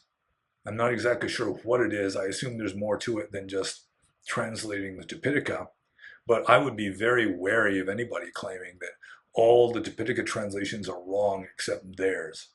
It's like the stereotypical fool in the suttas. It's like, only this is true, everything else is wrong. So, yeah, I'm sure that all the other Buddhist scholars and Pali scholars that are out there studying the Tipitaka and translating it, I assume that only the Waharaka ones know what they're talking about. And I'm not exactly sure how the Sri Lankan Waharaka movement deviates. I mean, they might have certain terms that they translate differently, and it may be that there's just a different facet or nuance of a Pali word. I mean, you don't have a direct, exact word for word translation from Pali into English. That's any translator can. I mean, that's obvious to them that I mean, you don't like a word in Pali like Dhamma doesn't have like an exact translation in English or dukkha. I mean, those two words are used an awful lot in the suttas, but there's no exact equivalent in the English language for either of those words. And it may be that they're just going with a different approximation and claiming that their approximation is the right approximation. And yeah, I would just be wary of anybody claiming that, you know, only their point of view is the correct one and everybody else is wrong. That is just the stereotypical fool in the Pali texts. Not that I'm declaring all Sri Lankan Waharaka Buddhist monks or Buddhists to be fools, but yeah, I would be wary of any such claims. And so I just move on to the next question, which is the very last question of this veritable onslaught of questions. And this question, also from EU Diva, says, I assume you don't want to agree with Bhikkhu Bodhi and Bhikkhu Sujato's translations. Can you please give us more info on that? Because I'm not expert in suttas or Pali. I only read their translated suttas. If they are making errors in translations, who am I supposed to read now? I'm a bit frustrated. I have to get enlightened, but books are wrong. Well, books can be wrong. Yeah, I don't agree with Bhikkhu Bodhi's and Bhikkhu Sujato's politics. Both of them are just far leftists. You know, it's like people will call me a far right extremist. They've called me that before in like Buddhist, like Buddhist journals and so forth. I've been mentioned, you know, as like Nazi adjacent far right extremist and so forth. But, you know, I take these political compass tests and I'm almost exactly in the middle. But these, like Bhikkhu Bodhi and Bhikkhu Sujato, I mean, they're definitely far leftists. Bhikkhu Bodhi, I mean, technically, it may be that he could even not even be a monk anymore. I mean, he's flirting with Parajika because he has been spoken in favor of women's reproductive rights, which for the most part means abortion. And abortion, from the point of view of Theravada Buddhism and the rules of monastic discipline, is literally murder.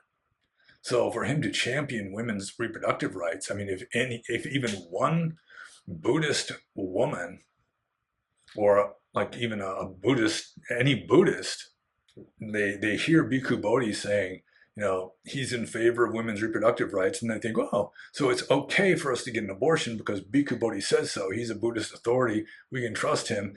They go out and pay for an abortion. The woman gets an abortion. The man just helps her get an abortion. Then, I mean, Bhikkhu Bodhi is excommunicated if he has done that because he has persuaded somebody to commit murder. And any monk who persuades somebody to commit murder, they commit murder because this person, you know, said it's okay or whatever, then he's not a monk anymore. But whether that has actually happened, I don't know. But setting aside their politics, that I've never read Bhikkhu Sujato's translations. I mean, I've been told, I think he's the one who's like the moderator or the chief moderator on Sutta Central, that he will actually delete any mention of me on his forums. So yeah, he's definitely, I mean, he's got like the rainbow flag. He's the rainbow monk or something. But let's see here. Bhikkhu Bodhi, I mean, I have to admit, I don't agree with his politics, and he doesn't really practice much for from what I've been told, that he doesn't meditate much, if at all, that he breaks Vinaya rules, doesn't care about following Vinaya strictly. He's mainly a scholar. And scholar monks tend to be this way. Like Burmese scholar monks are just notorious for being lax monks. But Bhikkhu Bodhi is one of the best translators of Pali into English. That his translations are good translations. So you can trust his translations. I mean, I wouldn't like try to read all of his footnotes or endnotes, but like his editorial stuff, I mean, it can be depressing. You read that stuff, but his translations are solid. They're better translations than you'll get from like the Pali Text Society. So yeah, Bhikkhu Bodhi is a good translator. Ajahn Thanisaro, I mean, he's self-indulgent to some degree, which is not good for a translator. I mean, a good translator should be as invisible as possible. That if you're reading a translation, it should be as much as possible as though you're reading it in the original language. It should have the same effect on you. But Ajahn Thanisaro, in his older translations anyway, I haven't read any of his more recent translations. I mean, he might as well just every few lines just say, here I am, look at me, Ajahn Thanisaro, translating this, because he's so idiosyncratic and self-indulgent in his translation style that he's not invisible at all. So you got Ajahn Thanisaro's personality kind of splattered all over the page. But nevertheless, he is intelligent, and with regard to practice-based knowledge, he has more of it than Bhikkhu Bodhi because he actually practices. Ajahn, I mean, Nyanamoli, like the one who died back in like 1960, you know, who translated the Visuddhimagga and a number of other difficult to translate texts. Not the new famous Nyanamoli, but the old famous Nyanamoli. He was a good translator. He was an excellent translator. He was a little bit idiosyncratic too, however. So yeah, I mean, Bhikkhu Bodhi, since the question here is mainly about Bhikkhu Bodhi and Bhikkhu Sujata, or at least it starts with them. I mean, I haven't read Bhikkhu Sujata's translations. I don't know how good or bad they are. Bhikkhu Bodhi, on the other hand, despite, you know, anything else, Bhikkhu Bodhi is a good, solid translator of Pali into English. So, I mean, if you read German, like, what was it? Jnanatiloka? And who was the other one? Jnanatiloka and his, he had a disciple. Both of them were German. They translated well into German. And now I can't think of who it is.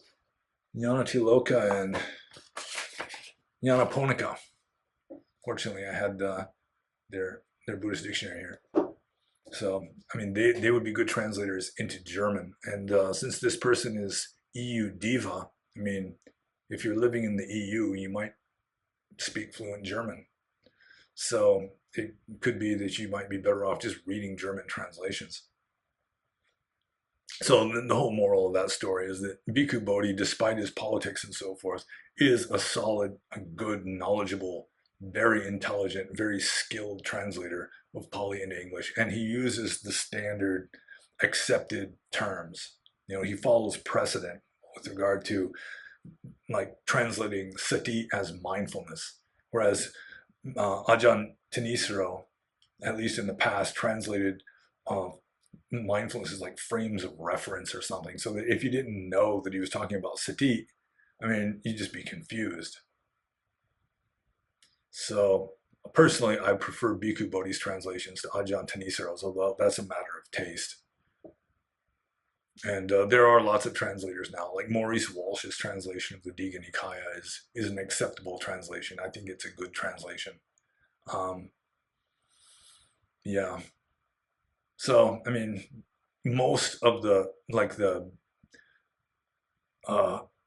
most, how do I say this? I'm still having problems with language today. Like the main translation, the most well-known translation of each Pali text is generally one of the better ones. So I would go with that as a kind of a criterion for choosing which, because I mean, there are lots of bad translations, but they tend not to be very high profile. Most people have never heard of the bad translations. The good translations are the ones that are trusted by, monks and lay people, everywhere, and so they tend to be better known. They'll be higher up on the lists of like on Amazon or something. And so yeah, I just go with that. And that's it. I'm done answering questions. And I'm getting a little bit hoarse. Not that I'm becoming a zombie or anything, but I am getting hoarse. I'm not exactly hissing yet. So there is that. And if you have any questions, that's why I'm here. I answer questions to the best of my ability. So just leave them in the comments below. If you have access to the Discord server, you can ask them there. If you have access to the Subscribe Star channel, you can ask them there. And give this video a like if you liked it, and subscribe if you haven't subscribed already. And look at the URL links below, including my books, and be happy.